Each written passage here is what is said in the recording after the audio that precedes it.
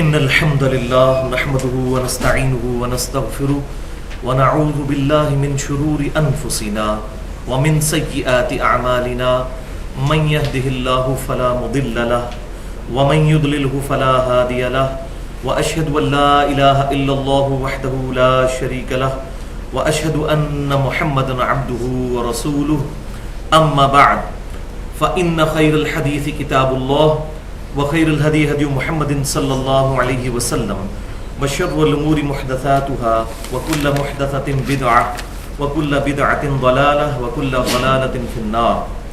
أعوذ بالله السميع العليم من الشيطان الرجيم من همزه ونفخه ونفثه. بسم الله الرحمن الرحيم. رب اشرح لي صدري ويسر لي أمري واحلل عقدة من لساني يفقهوا قولي. بسم الله الرحمن الرحيم. إن الله وملائكته يصلون على النبي يا أيها الذين آمنوا صلوا عليه وسلموا تسليما. اللهم صل على محمد وعلى آل محمد كما صليت على إبراهيم وعلى آل إبراهيم إنك حميد مجيد. اللهم بارك على محمد وعلى آل محمد كما باركت على إبراهيم وعلى آل إبراهيم إنك حميد مجيد. آج قرآن کلاس نمبر 99 میں 13 اپریل 2013 کو ہفتے کے دن انشاءاللہ تعالی ہم عقیدہ حاضر و ناظر کو ان ڈیٹیل ڈسکس کریں گے، جو پھر صوفیاء کے ہاں فنا فی شیخ کا عقیدہ بھی آیا، خصوصاً ہمارے اہل سنت کہلوانے والے تینوں گروہوں میں سے پہلے نمبر پر بریلوی مکتبہ فکر اور دوسرے نمبر پر دیوبند، ان کے اندر یہ عقیدہ پھر راسخ ہوا، اس کا انشاءاللہ انالیسز کریں گے. پچھلے دو مسلسل لیکچر سورۃ الانعام کی آیت نمبر 50 کے کانٹیکسٹ میں ہوئے ہیں، جو مسئلہ نمبر 6A اور 6B کے نام سے اہل سنت پاک .com پر ہمارے یوٹیوب کے چینل 720085 کے تحت اپلوڈ ہو چکے ہیں. وہ دو لیکچر جو تھے ان میں پہلا لیکچر تھا مسئلہ نمبر 6A، عقیدہ علم الغیب سے متعلق فرقہ وارانہ نظریات کا تحقیقی جائزہ، جو کہ 88 منٹ کی گفتگو تھی. اور اس کے بعد دوسرا لیکچر تھا مسئلہ نمبر 6B، الہام، کشف اور خوابوں کی حقیقت سے متعلق فرقہ وارانہ نظریات کا تحقیقی جائزہ، وہ 108 منٹ کی گفتگو. ان لیکچرز کے ساتھ ایک اور کمپلیمنٹری ٹاپک، ایک جڑا ہوا مضمون ہے، اور میں چاہ رہا ہوں کہ اس کو یہیں پر ایڈریس کر لیا جائے تاکہ اس حوالے پر کوئی تشنگی باقی نہ رہے. اور وہ ٹاپک ہے عقیدہ حاضر و ناظر، جو ہمارے سب کانٹیننٹ میں اس نام سے جانا جاتا ہے. ویسے پوری دنیا کے اندر صوفیاء کا یہ عقیدہ سینکڑوں سالوں سے موجود ہے. یہ صرف پاکستان، انڈیا اور بنگلہ دیش کا مسئلہ نہیں ہے، بلکہ پوری دنیا کے اندر، ایون سوڈان کے اندر، الجزائر کے اندر، فلسطین کے اندر، کویت کے اندر، عرب ملکوں کے اندر بھی یہ عقیدہ صوفیاء کے ہاں پایا جاتا ہے. نبی صلی اللہ علیہ وسلم کی مبارک ذات کے بارے میں بھی اور اپنے بزرگوں اور پیروں کے بارے میں بھی. آج سے تقریباً 1.5 سال پہلے میں نے اس ٹاپک پہ 25 منٹ کی گفتگو کی تھی، جو مسئلہ نمبر 7 کے نام سے اہل سنت پاک .com پر اپلوڈ ہے. لیکن اس دفعہ میں نے کیجول گفتگو کی تھی. آج میں انشاءاللہ اس کو ڈیٹیل ایڈریس کروں گا، پھر ہماری جو پرانی گفتگو ہے اس کو ہم آج والی گفتگو سے ریپلیس کروا دیں گے. اور یہاں یہ بھی بات یاد رکھیں کہ یہ جو لیکچرز دوبارہ سے ریکارڈ ہو رہے ہیں، اس کا یہ مطلب نہیں ہے کہ میں نے کوئی موقف اپنا چینج کر لیا ہے. مقصد یہ ہے کہ جو چیزیں اس دوران فیڈ بیک کے طور پر ملی ہیں ان کو ایڈریس کر دیا جائے. تو ہماری آج کی گفتگو مسئلہ نمبر 7 کے نام سے اہل سنت پاک .com پر ہمارے یوٹیوب کے چینل 720085 کے تھرو اپلوڈ ہوگی، اور اس کا عنوان ہوگا عقیدہ حاضر و ناظر سے متعلق فرقہ وارانہ نظریات کا تحقیقی جائزہ. عقیدہ حاضر و ناظر سے متعلق فرقہ وارانہ نظریات کا تحقیقی جائزہ، عقیدہ حاضر و ناظر سے متعلق فرقہ وارانہ نظریات کا تحقیقی جائزہ. اس لیکچر کے شروع میں بھی میں پھر وہی گزارش کر دوں کہ آج کی گفتگو بھی بڑی محنت کے ساتھ کمپیریٹیو اسٹڈی کرنے کے بعد اس کا مٹیریل تیار کیا گیا ہے، اور یہ انشاءاللہ علی وجہ بصیرت اپنے اعتبار سے ایک منفرد گفتگو ہوگی۔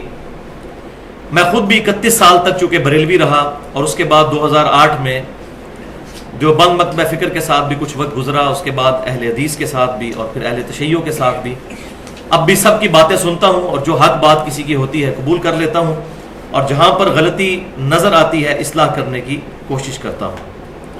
اور بھائیوں، میں پھر وہی اعلان کروں کہ میری روٹی چونکہ دین کے ساتھ جڑی ہوئی نہیں ہے، انشاءاللہ میں بغیر کسی بھی شخصیت اور مکتبہ فکر کے خوف کے حق بات امت تک پہنچانے کی کوشش کروں گا انشاءاللہ تعالی۔ میں نے فرقہ واریت کو 3 طلاقیں دے کر اور 4 تکبیریں پڑھ کر دفنا دیا ہے، اور میرے حق میں دعا کریں، بلکہ تمام مسلمانوں کے حق میں دعا کریں کہ اللہ تعالیٰ اس دن سے پہلے کہ ہماری روٹی ہمارے دین کے ساتھ جڑ جائے، اللہ تعالیٰ ہمیں اس دن سے پہلے ایمان و عافیت کے ساتھ مدینہ شریف میں موت، جنت البقیع میں مدفن، اور جنت الفردوس میں اپنے محبوب صلی اللہ علیہ وسلم کا پڑوس نصیب فرما دے۔ آج کے لیکچرز میں جتنی آیات آنی تھی، تقریباً 12 کے قریب آیات ہیں جو امپورٹنٹ ہیں، ان کے لیے الگ سے آپ کو ایک کراس ریفرنس کے طور پر پیپر مل چکا ہے، اس پہ وہ 12 کی 12 آیات اسی انٹلیکچوئل ترتیب کے ساتھ درج ہیں۔ جہاں تک احادیث کا تعلق ہے تو صرف کرٹیکل احادیث کے میں انٹرنیشنل نمبر بتا دوں گا، علماء حرمین اور بیروت کی انٹرنیشنل نمبرنگ کے مطابق، جس کے مطابق عربی نسخے جو ہیں احادیث کی کتابوں کے چھپتے ہیں، اور ہمارے اس ملک پاکستان میں بھی دارالاسلام پبلیکیشن اسی کے مطابق کتابیں چھاپتا ہے۔ ٹائم بچانے کے لیے باقی احادیث کے صرف ریفرنس بتاؤں گا کہ یہ کس کتاب سے ہے، بخاری سے ہے، مسلم سے ہے، نمبرز نہیں بتاؤں گا۔ پھر بھی اگر کسی کوئی کیوری ہو تو لیکچر کے اینڈ پہ مجھ سے سوال کر سکتے ہیں، اور میرا ای میل ایڈریس ہے mirza_95@yahoo.com۔ اور یہ میں جو اپنا ای میل بار بار بتا رہا ہوں، اس کی وجہ یہ ہے کہ کچھ بدبخت لوگوں نے میرے ویڈیوز کے اوپر ڈبنگ کر کے اور دوسروں کی آوازیں بھر کے تو یوٹیوب پہ اپلوڈ کی ہوئی ہیں، صرف بدنام کرنے کے لیے۔ لیکن الحمدللہ حق بات چھپی نہیں رہتی، لوگوں کو پتہ ہے کہ یہ میری آواز ہے بھی ہے یا نہیں، اور گفتگو کے عنوان سے بھی پتہ چل جاتا ہے۔ آج کے لیکچر میں کل 3 اہم علمی پوائنٹس میں ڈسکس کروں گا۔ لیکچر میں انٹرسٹ کے لیے میں شروع میں ہی بتا دیتا ہوں، پہلا علمی پوائنٹ ہوگا عقیدہ حاضر و ناظر کی ڈیفینیشن سے متعلق، کہ عقیدہ حاضر و ناظر ہے کیا، اور اسی میں ساتھ پھر وہ ٹروتھ بھی ریویل کروں گا کہ اس عقیدے کا بانی کون ہے۔ انڈیا، پاکستان اور بنگلہ دیش کے سب کانٹیننٹ کے ایریے میں کون سا شخص ہے جس نے پہلی دفعہ امت کو اس ڈگر پر چلایا، اور معذرت کے ساتھ وہ اہل سنت کہلوانے والے تینوں گروہ بریلوی، دیوبندی اور سلفی یعنی اہل حدیث کے مشترکہ بزرگ ہیں۔ میں انشاءاللہ ان کا نام بعد میں بتاؤں گا۔ دوسرے پوائنٹ پہ قرآن پاک کی آیات اور احادیث جن سے ڈائریکٹلی عقیدہ حاضر و ناظر لوگوں نے ڈیڈکٹ کیا، ان کو انشاءاللہ ڈسکس کریں گے۔ اور تیسرے پوائنٹ پہ پھر انشاءاللہ تعالی وہ آیات اور احادیث جس سے انڈائریکٹلی رزلٹ نکالا گیا عقیدہ حاضر و ناظر سے متعلق، ان کو انشاءاللہ ڈسکس کریں گے، اور اسی میں لیکچر کنکلوڈ بھی ہوگا۔ اور یہاں یہ بات یاد رکھیے، یہ جو عقیدہ حاضر و ناظر ہے، یہ بدقسمتی کے ساتھ اہل سنت اور اہل تشیع دونوں کے اندر آ چکا ہے صوفیاء کے زیر اثر۔ اہل سنت کہلوانے والے تینوں گروہ بریلوی، دیوبندی اور سلفیوں کے بھی کچھ بزرگ اس عقیدے کو رکھتے تھے، لیکن الحمدللہ آج کے جو اہل حدیث ہیں ان کے علماء کا ایسا کوئی عقیدہ نہیں ہے۔ لیکن مسئلہ وہی ہے کہ وہ پرانے بزرگوں کو غلط نہیں کہتے، وہ بانگ دہل جو کہنا چاہیے۔ تو اللہ کا نام لے کر آج کے لیکچر کی طرف آتے ہیں، 3 علمی پوائنٹس کو ڈسکس کرتے ہیں۔ ایک دفعہ درود شریف پڑھ لیجئے۔ اللہم صلی علی محمد وعلی آل محمد کما صلیت علی ابراہیم وعلی آل ابراہیم انک حمید مجید۔ اللہم بارک علی محمد وعلی آل محمد کما بارکت علی ابراہیم وعلی آل ابراہیم انک حمید مجید۔ پوائنٹ نمبر 1، حاضر و ناظر کا عقیدہ کیا ہے اور اس کا بانی کون ہے؟ تو بھائیو، عربی ڈکشنری القاموس کے مطابق حاضر لفظ جو ہے عربی میں حاضر، یہ ضاد ہے، اس کا مطلب ہوتا ہے موجود، اردو میں یہ لفظ استعمال ہوتا ہے حاضر، اور اس کا جو اپوزٹ ورڈ ہے عربی زبان میں وہ ہے غائب، جو موجود نہ ہو۔ تو دوسرا لفظ ہے ناظر۔ ناظر کہتے ہیں عربی زبان میں دیکھنے والے کو، اردو میں بھی ہم نظر کا لفظ استعمال کرتے ہیں، مشاہدہ کرنے والا۔ حاضر و ناظر کا عقیدہ قرآن و سنت میں کہیں بھی اس نام سے موجود نہیں ہے، یہ خالصتاً صوفیاء کی اصطلاح ہے، اور صوفیاء کا ماننا یہ ہے کہ امام کائنات سید الاولین والآخرین شفیع المذنبین رحمت للعالمین سیدنا و مولانا امام اعظم محمد رسول اللہ صلی اللہ علیہ وآلہ وسلم جب اس دنیا میں موجود تھے اس وقت بھی، اور اس دنیا سے تشریف لے جانے کے بعد بھی قیامت تک کے لیے پوری امت کے حالات سے واقف ہیں، اور آپ صلی اللہ علیہ وسلم کا جسم مبارک اگرچہ مدینہ شریف کی قبر میں ہے لیکن روحانی طور پر آپ صلی اللہ علیہ وسلم پوری کائنات کے اندر موجود ہے۔ اور اس میں یہاں تک ان کا عقیدہ گیا کہ آپ صلی اللہ علیہ وسلم اس امت سے پہلے بھی جتنی امتیں گزری ہیں، حضرت آدم علیہ السلام سے لے کر نبی صلی اللہ علیہ وسلم تک، ان تمام امتوں پر بھی حاضر و ناظر ہیں، تمام حالات کا مشاہدہ فرمانے والے ہیں، اپنی پیدائش سے پہلے اور آپ صلی اللہ علیہ وسلم کی دنیا سے وفات کے بعد۔ اور یہ عقیدہ صرف آپ صلی اللہ علیہ وسلم تک انہوں نے نہیں رکھا بلکہ اپنے بزرگان دین اور پیروں اور مشائخ کے بارے میں بھی عقیدہ رکھا، وہ میں آگے بتا دوں گا۔ اور یہ اتنا بڑا دعویٰ جو ہے کہ آپ صلی اللہ علیہ وسلم اپنی پیدائش سے پہلے بھی امتوں پر حاضر و ناظر تھے، یہ موریتانیہ کے اندر ایک صوفی گزرے ہیں آج سے 200 سال پہلے، احمد بن محمد ساوی مالکی، ان کی تفسیر ہے ساوی، یہ فوت ہوئے 1223 ہجری میں، آج سے تقریباً 200 سال پہلے۔ سورۃ القصص کی آیت نمبر 44 تا 46 کی تفسیر کے دوران انہوں نے یہ موقف اڈاپٹ کیا کہ آپ صلی اللہ علیہ وسلم اگلی امتوں پر بھی حاضر و ناظر تھے اور قیامت تک حاضر و ناظر ہیں، وَلِعَوْذُ بِاللَّهِ تَعَالَى۔ اس عقیدے پر ان کے جو کتاب و سنت سے دلائل ہیں ان کو انشاءاللہ اگلے پوائنٹس میں ڈسکس کریں گے۔ اب اس کڑوی بات کی طرف آئیں کہ اس عقیدے کا بانی کون ہے۔ تو بھائیو، اہل سنت کہلوانے والے تینوں گروہ انڈیا پاکستان کے اندر، یعنی بریلوی، دیوبندی اور اہل حدیث کے بھی چند بڑے علماء، سب اہل حدیث نہیں، چند بڑے علماء اس شخصیت کو بہت عزت اور احترام کہتے ہیں، اور اپنی کتابوں میں رحمت اللہ علیہ بھی لکھتے ہیں کہ ان کی احادیث کے لیے بڑی خدمات ہیں۔ اور وہ پرسنالٹی ہیں شاہ عبد الحق محدث دہلوی، المتوفا 1052 ہجری، آج سے تقریباً 400 سال پہلے یہ گزرے ہیں، جن کو خصوصاً بریلوی اور دیوبندی مکتبہ فکر کے علماء، خواہ احمد رضا بریلوی صاحب ہوں یا رشید احمد گنگوئی صاحب ہوں یا قاسم نانوتوی صاحب ہوں یا اشرف علی تھانوی صاحب ہوں یا مفتی احمد یار خان نعیمی صاحب ہوں، محقق علی الاطلاق ان کو کہتے ہیں۔ اور پاکستان میں اہل حدیث مکتبہ فکر میں سے ایک بڑے عالم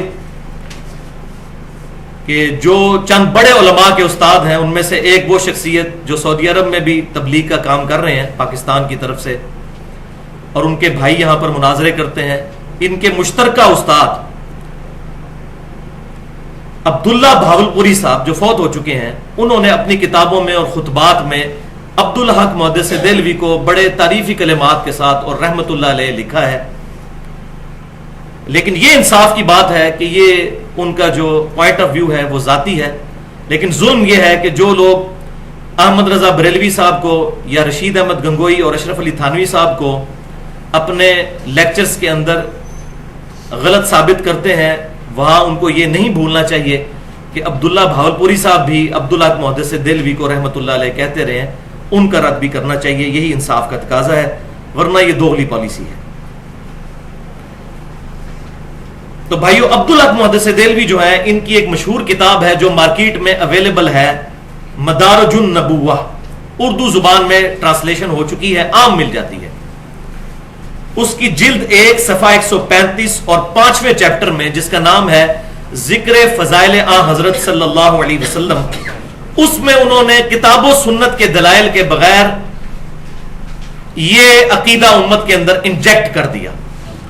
ٹوٹی پھوٹی فارم میں صوفیاء کے ہاں یہ عقیدہ پایا جاتا تھا، لیکن اس کو لیگلائز کیا جس بندے نے، وہ عبدالحق محدث دہلوی ہے. تو یہ مدارج النبوہ کا میں نے حوالہ دے دیا، اس میں عبدالحق محدث دہلوی صاحب کیا لکھتے ہیں، یہ وہی بعض بزرگ فرماتے ہیں، حضرات فرماتے ہیں، اسی طرح شروع کیا. بعض عارفین فرماتے ہیں کہ نماز میں ایھا النبی کا خطاب اس لیے ہے کہ حقیقت محمدیہ صلی اللہ علیہ وسلم موجودات اور ممکنات کے ذرے ذرے میں موجود ہے. استغفر اللہ واتوب الیہ. یہ اکثر کہتے ہیں جو بریلویوں کا عقیدہ ہے جی نبی صلی اللہ علیہ وسلم ذرے ذرے میں موجود ہیں. یہ بریلویوں کا خالی عقیدہ نہیں ہے. بریلوی، دیوبندی اور چند اہل حدیثوں کے بزرگ، شاہ عبدالحق محدث دہلوی المتوفا 1052 ہجری، یہ ان کا عقیدہ ہے. یہ ایھا النبیوں کے عقیدے کو جو انہوں نے توڑ موڑ کر پیش کیا اور آدھی حدیث پیش کی بخاری اور مسلم کی، وہ میں بعد میں ایڈریس کرتا ہوں، فی الحال اس کو سنتے جائیں. اس لیے نمازوں کی ذات میں بھی موجود اور حاضر ہیں، لہذا نمازی اس معنی سے آگاہ رہے اور اس شہود سے غافل نہ ہو تاکہ قرب کے نور اور معرفت کے اسرار سے کامیاب ہو جائے. یہ انہوں نے عقیدہ دیا. یہی عقیدہ پھر دیوبند کے رشید احمد گنگوئی صاحب اور احمد رضا بریلوی صاحب اور مفتی احمد یا خان نعیمی صاحب نے جال حق میں نقل کیا. اور یہ رشید احمد گنگوئی صاحب وہ ہیں جن کو فضائل اعمال والے شیخ زکریا صاحب قطب الاقطاب لکھتے ہیں اپنی فضائل اعمال کے اندر، اور قطب الارشاد اور غوث وقت. تو میں پھر وہی بات کروں گا کہ ظلم تو یہ ہے کہ جب ان عقائد کا رد کیا جاتا ہے تو پھر ان صوفیاء کو جو کہ اگلے لوگ گزر چکے جنہوں نے ان عقیدوں کو امت میں انجیکٹ کیا، ان کو رحمت اللہ علیہ کہا جاتا ہے. امام سیوطی رحمت اللہ علیہ المتوفا 911 ہجری، ان کی ایک کتاب شرح الصدور، احمد رضا بریلوی صاحب اور دیوبند مکتبہ فکر کے علماء کی جو تعلیمات ہیں وہ ایک پلڑے میں رکھ دی جائیں، اس سے زیادہ گمراہیاں اس شرح الصدور کے اندر موجود ہیں. اتنی نبی صلی اللہ علیہ وسلم کی گستاخیاں کہ انہوں نے نبی صلی اللہ علیہ وسلم کی وفات کے 500 600 سال کے بعد کے واقعات لکھے ہیں کہ آپ صلی اللہ علیہ وسلم صحابہ سمیت جنازہ پڑھنے کے لیے امتیوں کا آتے تھے، اور ان کو سارے امام سیوطی کہہ رہے ہیں. لیکن الحمدللہ میں حق گو آدمی ہوں، میں سب کو ایک ہی پلڑے میں رکھتا ہوں.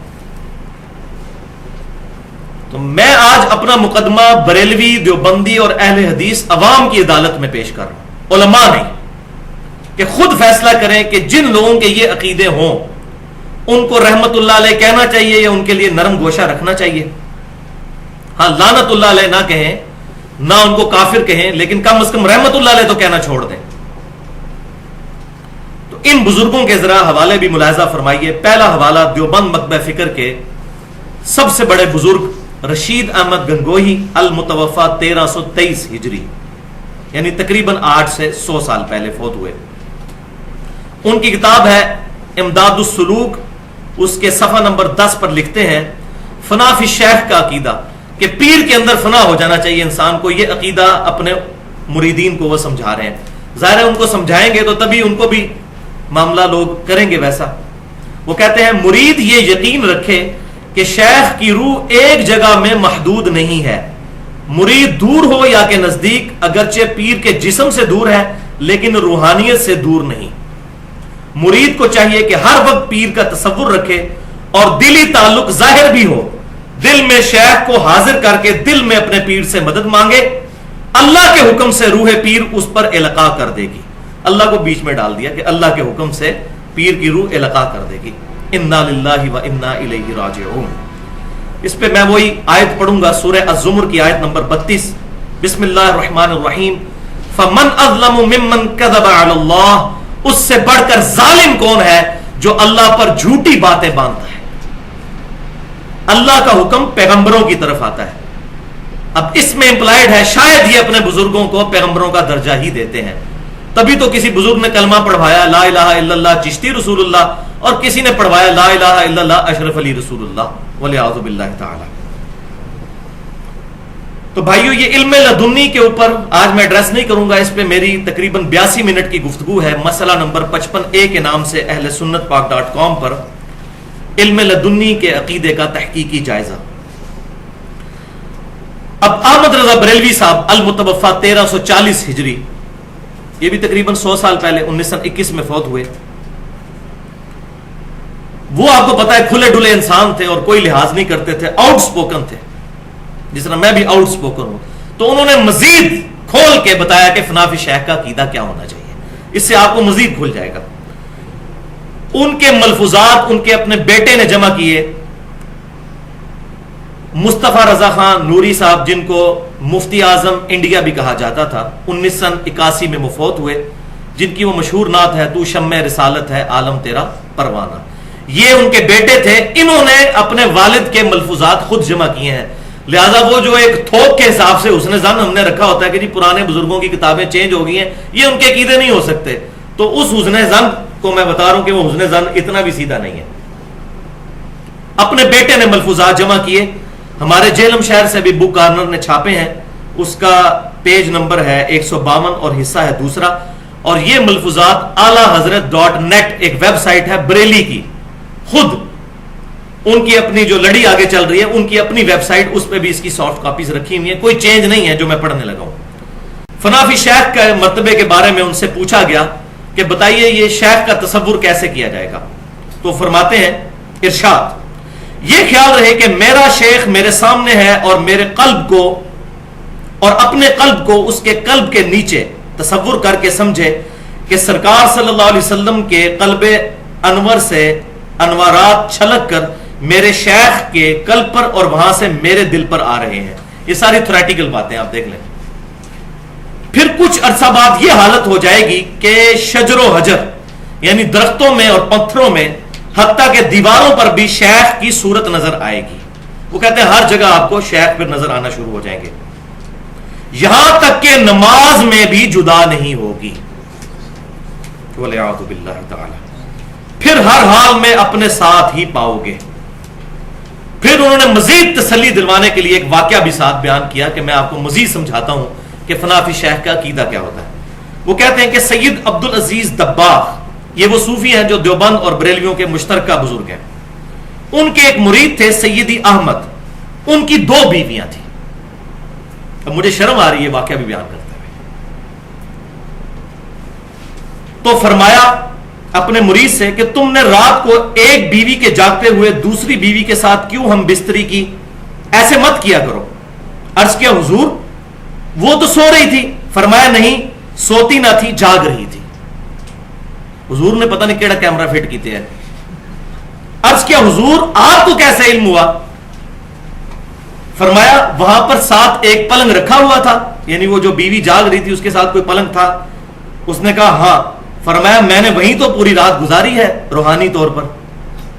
شیخ مرید کے ساتھ ہر وقت ساتھ ہوتا ہے اور یہ احساس رکھو کہ پیر کبھی اپنے مرید سے جدا نہیں ہوتا. وَلِعَاذُ بِاللَّهِ تَعَالَى اِنَّا لِلَّهِ وَإِنَّا إِلَيْهِ رَاجِعُونَ. اس میں میں سورۃ البقرہ کی آیت نمبر 165 پڑھوں گا. وَمِنَ النَّاسِ مَن يَتَّخِذُ مِن دُونِ اللَّهِ أَندَادًا يُحِبُّونَهُمْ كَحُبِّ اللَّهِ. کہ لوگوں میں ایسے لوگ بھی ہیں جو اللہ کو چھوڑ کر اور ہستیوں سے ایسی محبت کرتے ہیں جو محبت ان کو اپنے رب کے ساتھ رکھنی چاہیے. وَالَّذِينَ آمَنُوا أَشَدُّ حُبًّا لِلَّهِ. اور ایمان والے شدید ترین محبت اپنے رب کے ساتھ رکھتے ہیں. اب یہ دیکھ لیں دیواروں پر، درختوں پر، نماز میں بھی پیر کی صورت نظر آئے گی. یہ فنا فی شیخ کا عقیدہ انہوں نے امت کو بتایا. وَلِعَاذُ بِاللَّهِ تَعَالَى.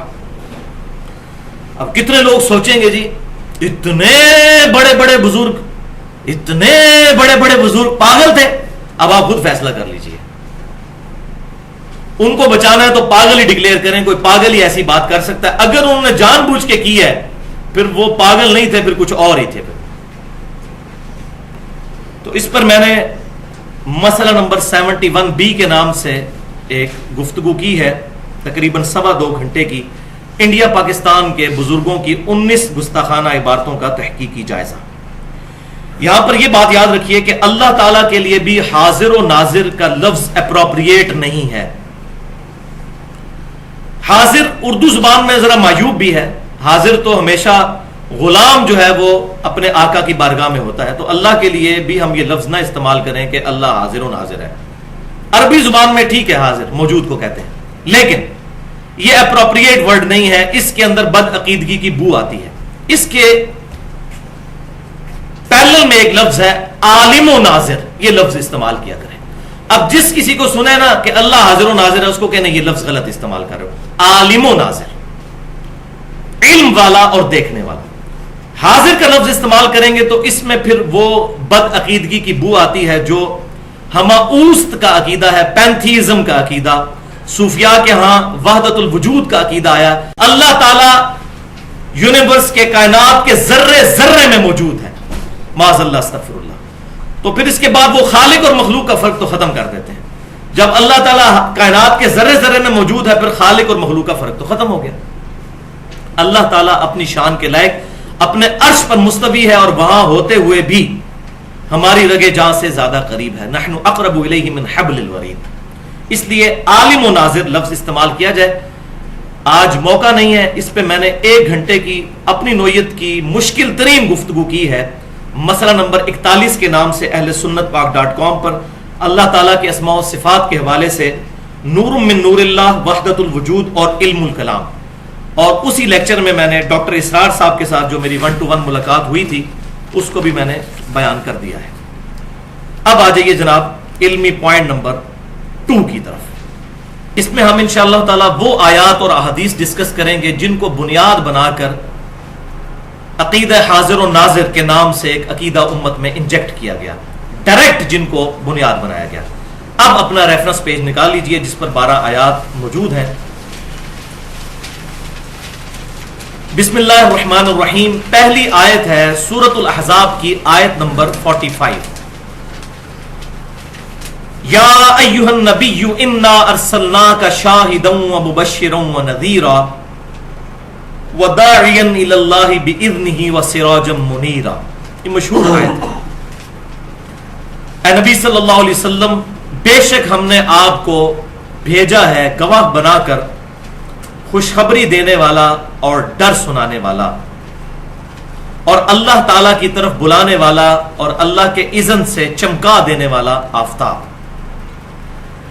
اس میں جو لفظ ہے شاہد، عربی زبان میں اس کے لیے جو روٹ ورڈ ہے وہ ہے شاہدہ. اسی سے شاہدن اور شہیدن بنتا ہے، جس کا مطلب ہے گواہ، جو موقع پر حاضر ہو، دیکھنے والا ہو. اور شہید جو اللہ کی راہ میں مارا جاتا ہے اس کو بھی شہید اس لیے کہا جاتا ہے کہ وہ اپنی جان اپنے رب کے حضور قربان کر کے اپنے عمل سے اس بات کی گواہی دے دیتا ہے کہ جو میرا یقین ہے اس پر میں محکم طریقے سے قائم ہوں.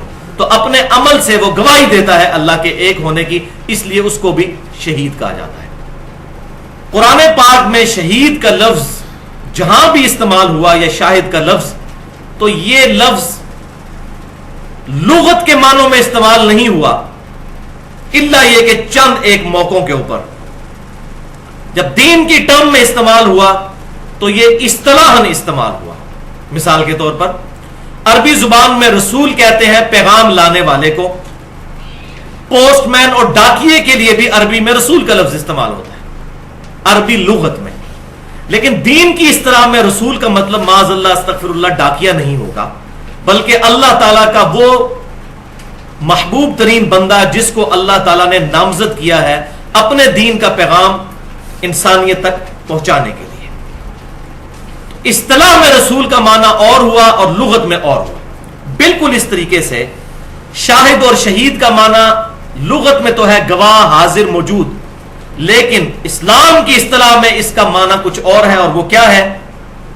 وہ اگلی آیت پڑھیے، ریفرنس نمبر 2 سورۃ النساء آیت نمبر 41 ہے. بسم اللہ الرحمن الرحیم. فَكَيْفَ إِذَا جِئْنَا مِن كُلِّ أُمَّةٍ بِشَهِيدٍ. پس وہ وقت کیسا ہوگا جبکہ ہم ہر امت میں سے ایک گواہ کو اٹھائیں گے. وَجِئْنَا بِكَ عَلَى هَؤُلَاءِ شَهِيدًا. اور اے محبوب صلی اللہ علیہ وسلم، آپ کے ان امتیوں پر آپ کو ہم گواہ بنائیں گے. ہر امت سے گواہ اٹھائیں گے اور آپ کی امت سے آپ گواہ ہوں گے. یعنی ہر امت سے اس امت کا پیغمبر گواہ بن کر اٹھے گا اور کیا گواہی دے گا کہ میں نے اپنے رب کا پیغام اے اللہ تیرے بندوں تک پہنچا دیا تھا. یہ وہ گواہی دے گا. تو پرائمری طور پر تمام انبیاء کرام علیہم السلام شاہد اور شہید ہیں، لیکن اس امت کو یہ اعزاز حاصل ہے کہ ختم نبوت صلی اللہ علیہ وسلم کی وجہ سے اللہ تعالیٰ نے اس امت کو بھی یہ ٹائٹل دیا ہے کہ یہ بھی امت شہید امت ہے، یہ بھی امت شاہد امت ہے۔ وہ آگے آیات آ جائیں گی۔ پہلے میں اس آیت کے کانٹیکسٹ میں سورۃ النساء کی آیت نمبر 41 کے کانٹیکسٹ میں صحیح بخاری اور صحیح مسلم کی ایک حدیث ہے وہ بیان کر دوں کہ سیدنا عبداللہ ابن مسعود رضی اللہ تعالیٰ عنہ کہتے ہیں، امام بخاری اس کو کتاب التفسیر میں لے کر آئے اسی آیت کی تفسیر میں، اور یہ مسلم میں بھی ہے حدیث، کہ ایک دن آپ صلی اللہ علیہ وسلم نے مجھ سے فرمائش کی کہ عبداللہ مجھے قرآن سناؤ۔ تو میں نے عرض کیا اللہ کے رسول صلی اللہ علیہ وسلم قرآن تو آپ پر نازل ہوا، میں آپ کو قرآن سناؤں؟ تو آپ صلی اللہ علیہ وسلم نے فرمایا کہ مجھے دوسروں سے قرآن سن کر لطف حاصل ہوتا ہے۔ تو سیدنا ابن مسعود رضی اللہ تعالیٰ عنہ کہتے ہیں کہ میں نے قرآن کی تلاوت کرنا شروع کی اور سورۃ النساء کی۔ جب میں اس آیت پر پہنچا فَكَيْفَ إِذَا جِئْنَا مِن كُلِّ أُمَّةٍ بِشَهِيدٍ وَجِئْنَا بِكَ عَلَى هَؤُلَاءِ شَهِيدًا، پس وہ وقت کیسا ہوگا جب ہم ہر امت میں سے ایک گواہ یعنی پیغمبر کو اٹھائیں گے اپنی امت کے خلاف گواہی دینے کے لیے، اور اے محبوب صلی اللہ علیہ وسلم آپ کو ہم آپ کی امت پر گواہی دینے کے لیے اٹھائیں گے۔ تو سیدنا ابن مسعود کہتے ہیں حضور صلی اللہ علیہ وسلم نے مجھے کہا عبداللہ بس کرو، عبداللہ بس کرو، اور میں نے نبی صلی اللہ علیہ وسلم کی طرف دیکھا تو آپ صلی اللہ علیہ وسلم کے چشمان کرم سے مسلسل آنسو جاری تھے کہ مجھے اپنی امت کے خلاف قیامت والے دن گواہی دینے کی۔ ہمیں تو بچپن سے بتایا گیا کہ نبی صلی اللہ علیہ وسلم ہماری شفاعت کریں گے، انشاءاللہ ہم امید رکھتے ہیں کہ شفاعت ہو، لیکن جن لوگوں نے قرآن کو چھوڑ دیا نبی صلی اللہ علیہ وسلم ان کی شکایت بھی لگائیں گے۔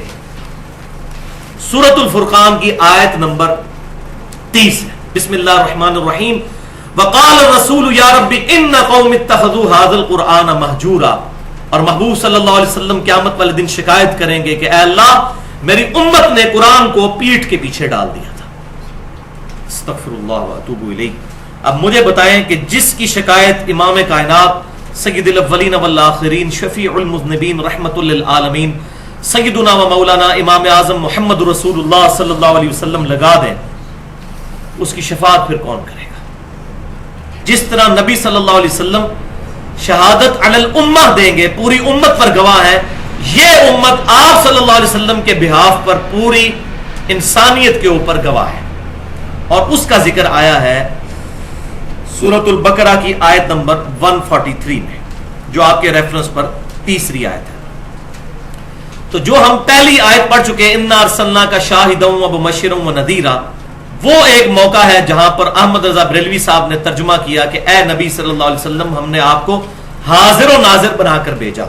شاہد کا ترجمہ انہوں نے لغت والا کیا، ترجمہ بالکل ٹھیک ہے، شاہد کا لغت میں ترجمہ کریں گے تو بالکل ٹھیک ہے۔ پھر اگر یہی مانا جائے گا، پھر جہاں جہاں نبی صلی اللہ علیہ وسلم یا کسی اور پیغمبر کے لیے رسول کا لفظ آیا پھر وہاں وہاں ڈاکیہ اور پوسٹ مین بھی ترجمہ کیا جا سکتا ہے، معاذ اللہ استغفر اللہ، لغت کے اعتبار سے۔ لیکن قرآن میں اصطلاح چل رہی ہے، اصطلاح میں ترجمہ ان کا غلط ہے، اور قرآن اپنی حفاظت خود کرتا ہے۔ اب جو آیات دو آنے لگی ہیں وہاں پر احمد رضا بریلوی صاحب نے بھی ترجمہ ٹھیک کر دیا، اور اس لیے ترجمہ ٹھیک کر دیا کہ یہاں پر اگر یہ ترجمہ وہ نہ کرتے تو پوری امت کو حاضر و ناظر ماننا پڑ جاتا۔ تو قرآن اپنی حفاظت کرتا ہے، اسی لیے میں کہتا ہوں ترجمہ کسی کا مرضی پڑھ لیں، انشاءاللہ تعالی قرآن ہدایت کے لیے کافی ہے۔ کسی نے 2 نمبری بھی کی ترجمے میں کہیں نہ کہیں ڈنڈی اس کی پکڑی جائے گی۔ اب یہ 2 آیات وہ ہیں جن پر احمد رضا بریلوی صاحب نے بھی شہید کا اور شاہد کا اور شہداء کا ترجمہ حاضر و ناظر نہیں بلکہ گواہ کیا ہے، تو انہوں نے خود ہی اپنی وائلیشن کر دی۔ سورۃ البقرہ آیت نمبر 143 بسم اللہ الرحمن الرحیم وَكَذَلِكَ جَعَلْنَاكُمْ أُمَّةً وَسَطًا، اور اے امت محمدیہ صلی اللہ علیہ وسلم ہم نے تمہیں بنایا ہے ایک معتدل امت، لِتَكُونُوا شُهَدَاءَ عَلَى النَّاسِ، تاکہ تم لوگوں پر اللہ کے گواہ بن کر کھڑے ہو جاؤ اللہ کی گواہی دینے کے لیے، وَيَكُونَ الرَّسُولُ عَلَيْكُمْ شَهِيدًا، اور رسول اللہ صلی اللہ علیہ وسلم تم پر گواہ بنے، وہ تم تک دین کا پیغام پہنچائیں گے، اللہ کی گواہی دیں گے، اور تم تصدیق کرنے کے بعد پوری انسانیت تک یہ پیغام پہنچاؤ گے۔ اور یہ میں اپنی طرف سے تشریح نہیں کر رہا، بخاری اور مسلم میں 2 حدیثیں موجود ہیں اس کی تشریح میں۔ میں وہ بیان کرتا ہوں. اسی طرح آیت سورۃ الحج کی آیت نمبر 78 جو ریفرنس پہ 4 نمبر ہے, اس آیت میں بھی احمد بریلوی صاحب نے حاضر و ناظر ترجمہ نہیں کیا بلکہ گواہی ترجمہ کیا. ملت ابیکم ابراہیم, پیروی کرو ابراہیم علیہ السلام جو تمہارے باپ تھے ان کے دین کی. وَسَمَّاكُمُ الْمُسْلِمِينَ, جنہوں نے تمہارا نام مسلمان رکھا تھا. یہ قرآن میں واحد موقع ہے جہاں پر مسلم کا لفظ صفت کے طور پر نہیں اسم کے طور پر آیا ہے, اور اسی کے تحت میں کہتا ہوں ہمیں مسلمان اپنے آپ کو کہنا چاہیے فرقہ واریت سے بالا تر ہو کر. من قبل, اس قرآن کے نزول سے پہلے, وفی ہذا, اور اس قرآن میں بھی اللہ نے تمہارا نام مسلم رکھا ہے. لیکون الرسول شہیدن علیکم, تاکہ رسول اللہ تم پر گواہ بنے.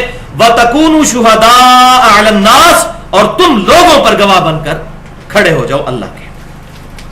تو یہ شہادت علی الناس, اس کے کانٹیکسٹ میں 2 احادیث بڑی کریٹیکل ہیں. پہلی حدیث صحیح بخاری اور صحیح مسلم کی متفقن علیہ حدیث ہے. بخاری میں انٹرنیشنل نمبر ہے 4406 اور مسلم کا انٹرنیشنل نمبر ہے 4383.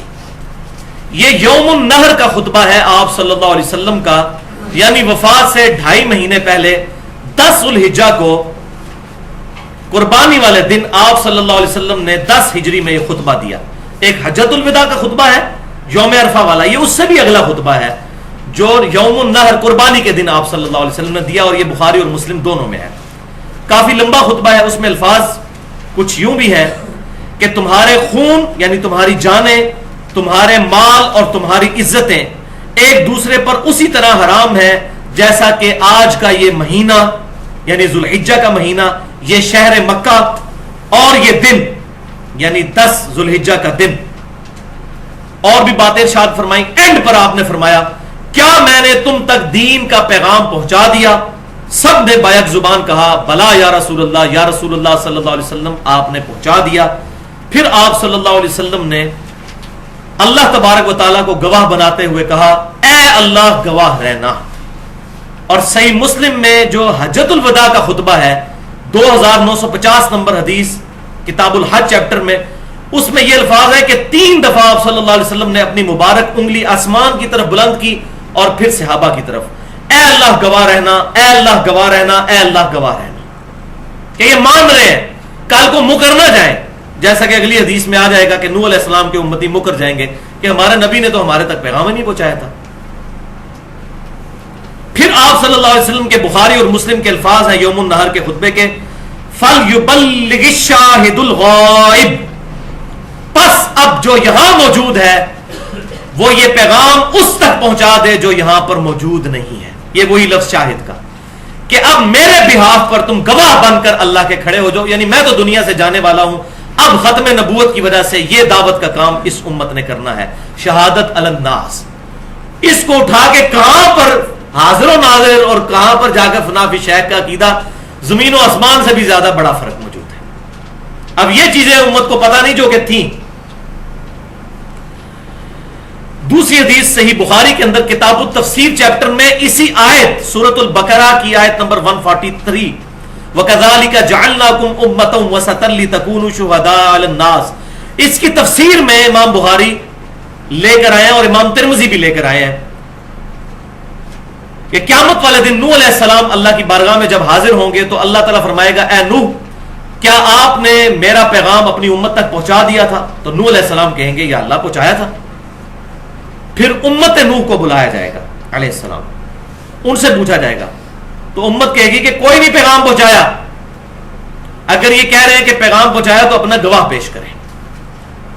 تو نوح علیہ السلام سے گواہ مانگا جائے گا تو نوح علیہ السلام کہیں گے کہ اے اللہ امت محمدیہ اس بات پر گواہ ہے کہ میں نے اپنی امت تک تیرا پیغام پہنچایا تھا. تو پوری امت پھر حاضر و ناظر ہو گئی نا, کیونکہ نوح علیہ السلام نے اس امت کو گواہ بنایا. اگر گواہ کا معنی وہی ہے جو کہ احمد بریلوی صاحب اور رشید احمد گنگوئی صاحب نے لیا اور عبدالحق محدث دہلوی صاحب نے لیا تو پھر آپ بھی حاضر و ناظر ہیں جناب, مسئلہ ہی ختم ہو گیا. پھر تو یہ سارے حاضر و ناظر ہوئے, پھر امت گواہ ہے. ہمیں تو پتہ ہے ہم کوئی حاضر و ناظر نہیں, ہم نے تو نوح علیہ السلام کو کوئی نہیں دیکھا ہوا. گواہی کس بنیاد پر ہوگی؟ اس کتاب کی بنیاد پر کہ سورہ نوح کے اندر موجود ہے کہ نوح علیہ السلام نے اپنی امت تک اپنا پیغام پہنچایا تھا. اور بڑی دردناک صورت ہے, یقین کریں اشکبار آنکھوں سے پڑنے والی. اے اللہ میں نے ان کو دن کو بھی بلایا, میں نے ان کو رات کو بھی بلایا, ہر موقع پر میں نے انہیں بلایا, لیکن ان کے فرار میں اضافہ ہی ہوا. اور پھر آخر میں دعائے ضرر فرما دی انہوں نے, اور امت ہلاک ہوئی سوائے 78 لوگوں کے. 950 سال محنت کر کے بھی صرف 78 لوگ ایمان لے کر آئے نوح علیہ السلام پر. تو اے اللہ امت محمدیہ گواہ ہے. پھر آپ صلی اللہ علیہ وسلم فرماتے ہیں کہ تم گواہی دو گے نوح علیہ السلام کے حق پہ, اور میں تمہارے حق میں گواہی دوں گا کہ تمہاری بات درست ہے. کس بنیاد کے اوپر؟ کتاب اللہ کی بنیاد پر. ہمیں تو آپ صلی اللہ علیہ وسلم پر اس وحی کے نزول سے پہلے ہم تک تو یہ بات نہیں تھی کہ نوح علیہ السلام نام کا کوئی انسان بھی دنیا میں آیا یا نہیں. تو لہٰذا ہم حاضر و ناظر نہیں بلکہ اللہ کے لیے گواہی دینے والے ہیں. اس کے بعد تو ویسے لیکچر آگے چلانے کی ضرورت ہی کوئی نہیں ہے, لیکن شیطان نے اتنے وسوسے پھیلائے ہوئے ہیں, ان کو پھر کہہ دیتے ہیں یہ پوائنٹ تو چھوڑ دیا تھا بیچ میں, ورنہ عام سلیم الفطرت بریلوی دیوبندی اہل حدیث اور اہل تشیع کے لیے اتنی گفتگو کے بعد ہی اس کے علماء کی 2 نمبری اس پر کھل جائے گی انشاءاللہ تعالی. لیکن افسوس کہ وہی بات پھر اس سب کانٹیننٹ میں 2 بڑے بڑے بزرگ جن کو بریلوی دیوبندی اور بعض اہل حدیث بھی بہت بڑا بزرگ مانتے ہیں, پہلے نمبر والے کو تو ضرور مانتے ہیں, وہ ہے شاہ عبد العزیز محدث دہلوی المتوفا 1239 ہجری, آج سے تقریباً 200 سال پہلے. انہوں نے تفسیر عزیزی میں, اور دوسرے دیوبند کے پہلے بزرگ بڑے بزرگ علامہ شبیر احمد عثمانی صاحب جنہوں نے محمد علی جناح کا جنازہ بھی پڑھایا تھا, انہوں نے تفسیر عثمانی میں, اور یہ فوت ہوئے 1369 ہجری میں. ان دونوں نے تفسیر یہ سورۃ البقرہ کی, میں نے تفسیر کی صحیح بخاری سے, انہوں نے خود سے تفسیر کی, اور انہوں نے کہا کہ آپ صلی اللہ علیہ وسلم امت پر گواہ ہیں, کیونکہ پوری امت کے نامہ اعمال آپ صلی اللہ علیہ وسلم کی قبر انور میں آپ صلی اللہ علیہ وسلم پر پیش کیے جاتے ہیں, اس لیے امت کی گواہی دیں گے. چلو یہ تو مسئلہ حل کر لیا, تو امت کیسے پھر گواہ ہوئی؟ ہماری قبروں میں بھی نوح علیہ السلام کی امت کے نامہ اعمال پیش کیے جائیں گے, یہ مطلب پھر بنا لیا جائے. اور ہمارے سعودی عرب کے جو بھولے بھالے علماء ہیں وہ بھی 1980 تک حاجیوں کو یہ تفسیر مفت بانٹتے رہے. پھر ان کو بعد میں پتا چلا کہ اس میں تو ایسے ایسی بدعقیدگیاں لکھی ہیں, تو پھر انہوں نے سارے نسخے ریٹریو کر کے ان کو ختم کیا. اب جو ماشاءاللہ قرآن احسن البیان, وہ پاکستان کے ایک بڑے اہل حدیث عالم ہیں صلاح الدین یوسف صاحب, ان کا لکھا ہوا, وہ الحمدللہ کافی حد تک اس طرح کی بدعقیدگیوں سے پاک ہے. تو انہوں نے کہا رسول اللہ صلی اللہ علیہ وسلم پر نامہ اعمال پیش کیے جاتے ہیں, اس لیے قیامت والے دن گواہی دیں گے. بھائیو صحیح مسلم اور جامعہ ترمذی میں حدیث موجود ہے کہ ہر سوموار اور ہر جمعرات کو اللہ کی بارگاہ میں نامہ اعمال پیش کیے جاتے ہیں.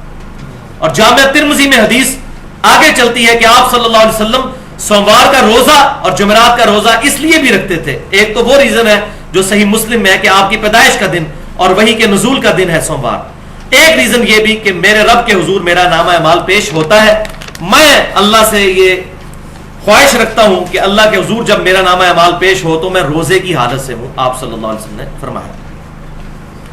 البتہ یہ بات ضرور ہے کہ سنن نسائی میں انٹرنیشنل نمبرنگ کے مطابق 1282 نمبر حدیث ہے صحیح سند کے ساتھ, جس کو شیخ البانی بھی صحیح کہتے ہیں, شیخ زبیر علی زئی صاحب بھی صحیح کہتے ہیں, اور پوری امت نے اس کو صحیح مانا ہے. مسند احمد میں بھی موجود ہے کہ اللہ کے کچھ فرشتے زمین میں سیر و سیاحت کرتے رہتے ہیں اور میرے امتیوں کا سلام مجھ تک پہنچاتے ہیں. ہمارے نامہ اعمال تو نہیں پہنچ رہے, ہمارا سلام ہمارے محبوب صلی اللہ علیہ وسلم تک پہنچتا ہے الحمدللہ. اسی طریقے سے سنن ابی داؤد میں بھی انٹرنیشنل نمبرنگ کے مطابق 2041 نمبر حدیث ہے, مسند احمد میں بھی موجود ہے, مشکات میں بھی موجود ہے, وہ پچھلی حدیث بھی مشکات میں. اس حدیث کو بھی شیخ البانی اور شیخ زبیر علی زئی صاحب دونوں صحیح کہتے ہیں کہ آپ صلی اللہ علیہ وسلم نے فرمایا, اور یہ زیارت قبور والے چیپٹر میں ہے, قبروں کی زیارت کے لیے جایا جائے, اس چیپٹر میں امام ابو داؤد نے اپنا عقیدہ بھی بتا دیا کہ یہ حدیث قبر رسول پر حاضری کے لیے ہے. کہ آپ صلی اللہ علیہ وسلم نے فرمایا, ابو داؤد کے الفاظ ہیں کہ جب بھی کوئی شخص میرا امتی میری طرف سلام پڑھے گا, اللہ میری روح کو لوٹا دے گا اور میں اس کے سلام کا جواب بھی دوں گا. اس میں کہیں یہ الفاظ نہیں ہے کہ میں سلام سن لوں گا, یہ الفاظ نہیں ہے. یہ عقیدہ جس روایت کے اوپر بنایا گیا وہ اصول محدثین پر ضعیف ہے. اس میں یہ ہے کہ سلام پڑھے گا، اللہ تعالیٰ متوجہ کر دے گا میری روح کو۔ آپ صلی اللہ علیہ وسلم کا جسم اطہر مدینہ شریف کی قبر میں ہے اور روح مبارک جنت الفردوس میں ہے۔ وہ میں نے عقیدہ حیات النبی مسئلہ نمبر 5 میں صحیح بخاری کے ریفرنس سے یہ عقیدہ بتایا ہے۔ البتہ اس روح مبارک کا جسم اطہر کے ساتھ ایک برزخی رشتہ ہے، دنیاوی نہیں ہے، برزخی، اسی کی طرف اشارہ ہے کہ میری روح لوٹا دی جائے گی۔ ورنہ اگر روح لوٹانے سے مراد جسم میں لوٹانا ہو تو روح لوٹانا اور روح نکالنا یہ اتنا تکلیف دہ امر ہے۔ صحیح بخاری اور مسلم میں حضور صلی اللہ علیہ وسلم پر جو نزع کی کیفیت تھی، حضرت فاطمہ کہتی ہیں کہ میرے باپ پر اتنی بڑی مصیبت آئی تو نبی صلی اللہ علیہ وسلم نے مجھے تسلی دی کہ اے فاطمہ آج کے بعد تیرے باپ پر ایسی تکلیف نہیں آئے گی۔ تو آپ صلی اللہ علیہ وسلم کو دنیاوی طور پر روح ڈالی اور نکالی نہیں جاتی، یہ برزخ کا معاملہ ہے اور یہ متشابہات ہیں، اس کی ڈیٹیل ہمیں نہیں پتا، یہ ہمارے فریم آف ریفرنس سے باہر ہے۔ اور اسی کانٹیکسٹ میں وہ حدیث بھی بالکل ٹھیک ہے، الموطا امام مالک میں بھی موجود، سنن الکبریٰ البہیقی کے اندر بھی موجود، اور المصنف ابن ابی شیبہ میں انٹرنیشنل نمبر کے مطابق 11793 نمبر کہ ابن عمر رضی اللہ تعالیٰ عنہ جب بھی قبر رسول پر حاضر ہوتے تو پڑھتے السلام علیکہ یا رسول اللہ، پھر سیدنا ابو بکر کی قبر پر آ کر السلام علیکہ یا ابا بکر، اور پھر سیدنا عمر کی قبر پر آ کر السلام علیکہ یا ابتا، یہ پڑھا کرتے تھے، اور اس پر امت کا اتفاق ہے الحمدللہ۔ بلکہ ان کی تو روٹین ساتھ لکھی ہوئی ہے کہ جب بھی سفر پر جاتے تھے پہلے مسجد نبوی میں 2 نفل پڑھ کر تو تینوں قبروں پر حاضری دے کر پھر جاتے تھے، اور واپسی پر جب سفر سے آتے تھے اسی حدیث میں ہے تو 2 نفل مسجد نبوی میں پڑھ کر اس کے بعد 3 قبروں پر حاضری دیتے تھے۔ تو یہ السلام علیکہ یا رسول اللہ درود شریف قبر رسول پر پڑھنا صحابہ کی سنت ہے الحمدللہ، لیکن یہاں سے پڑھنا یہ کوئی ثابت نہیں ہے۔ بالکل اسی طریقے سے صحیح بخاری اور صحیح مسلم کی وہ متفق علیہ حدیث، یہاں میں وہ مسئلہ بھی کلیئر کروں گا ایھا النبیوں کا، تشہد کے چیپٹر میں ابن مسعود رضی اللہ تعالیٰ عنہ کہتے ہیں جب بھی ہم یہ تشہد پڑھا کرتے تھے تو ہم اپنی طرف سے الفاظ ایڈ کر دیتے تھے، السلام علینا وعلی عباد اللہ الصالحین کے ساتھ پڑھتے تھے، السلام علی جبرائیل، السلام علی میکائیل، السلام علی اسرافیل۔ تو آپ صلی اللہ علیہ وسلم نے ہمیں منع فرمایا، شکر ہے منع فرما دیا، ورنہ یہ لوگ کہتے ہیں یہ بدعت حسنہ کا پروف ہو گیا ہے۔ آپ نے فرمایا وہی کہو جو میں نے تعلیم فرمایا ہے، بخاری اور مسلم کے الفاظ ہیں، تم پڑھو السلام علیکہ ایھا النبی ورحمۃ اللہ وبرکاتہ، السلام علینا وعلی عباد اللہ الصالحین۔ جب تم یہ پڑھو گے تو زمین و آسمان میں جہاں بھی کہیں کوئی نیک بندہ موجود ہوگا اس تک تمہارا سلام پہنچ جائے گا، یعنی اللہ تعالیٰ سلام پہنچا دے گا۔ درود شریف میں بھی ہم کہتے ہیں اللہم صلی علی محمد وعلی آل محمد، اللہ تعالیٰ ہمارا سلام پہنچا دے گا۔ اب اللہ کی مرضی ہے فرشتوں کے ذریعے پہنچائے، خود پہنچائے، ہواؤں کے ذریعے، یہ اللہ تعالیٰ کے سبب، اس کی کیفیت میں ہم نہیں پڑھتے سوائے اس کے کہ جو ہمیں احادیث سے پتہ چلا۔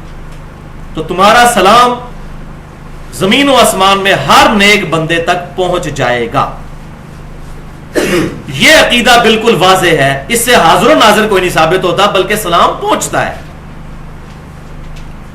تو ہم الحمدللہ نماز میں آپ صلی اللہ علیہ وسلم کا تصور رکھ کر ہی نماز میں یہ پڑھ رہے ہوتے ہیں، اے نبی آپ پر سلام ہو انشاءاللہ۔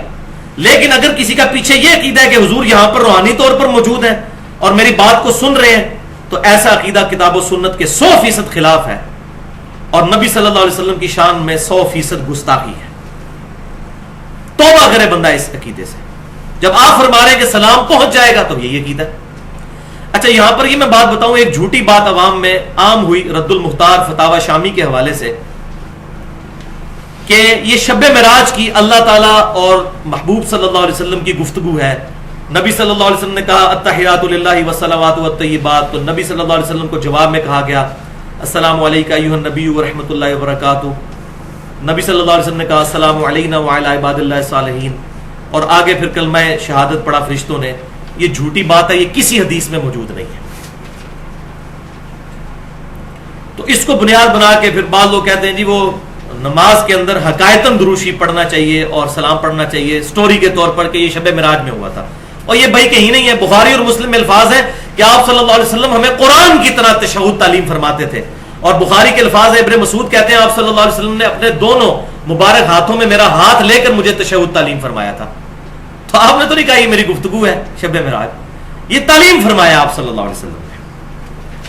اچھا اچھا یہاں پر میں ایک اور بات بھی عرض کر دوں کہ صحیح بخاری میں ابن مسعود رضی اللہ تعالیٰ عنہ کا ایک قول بھی ساتھ موجود ہے کتاب الاستئذان چیپٹر میں کہ حضور کی وفات کے بعد وہ کہتے تھے السلام علی النبی، السلام علیکہ ایھا النبی نہیں کہتے تھے. تو اس کی وجہ سے پھر دو ایکسٹریم رائے پائی جاتی ہیں. میں اس میں جو حق بات ہے وہ کروں کہ السلام علی النبی سیدنا ابن مسعود رضی اللہ تعالیٰ عنہ کا یہ قول شاذ ہے، کیونکہ امت نے اس قول کو ایکسیپٹ ہی نہیں کیا. امت کا اجماع جو ہے وہ السلام علیکہ ایھا النبی پر ہے کہ یہی کلمات پڑھنے ہیں، ان کو بدلنا نہیں ہے. تو ابن مسعود رضی اللہ تعالیٰ عنہ نے جو بدلا تو یہ ان کا ذاتی عمل ہے. وہ تو معوذتین کو بھی قرآن کا حصہ نہیں مانتے تھے، لیکن امت کا اجماع ہے کہ معوذتین جو ہیں قل اعوذ برب الفلق اور قل اعوذ برب الناس قرآن کا حصہ ہے. تو کسی بھی صحابی کی انڈیویجول رائے حجت نہیں ہے، اجماع صحابہ کا حجت ہے.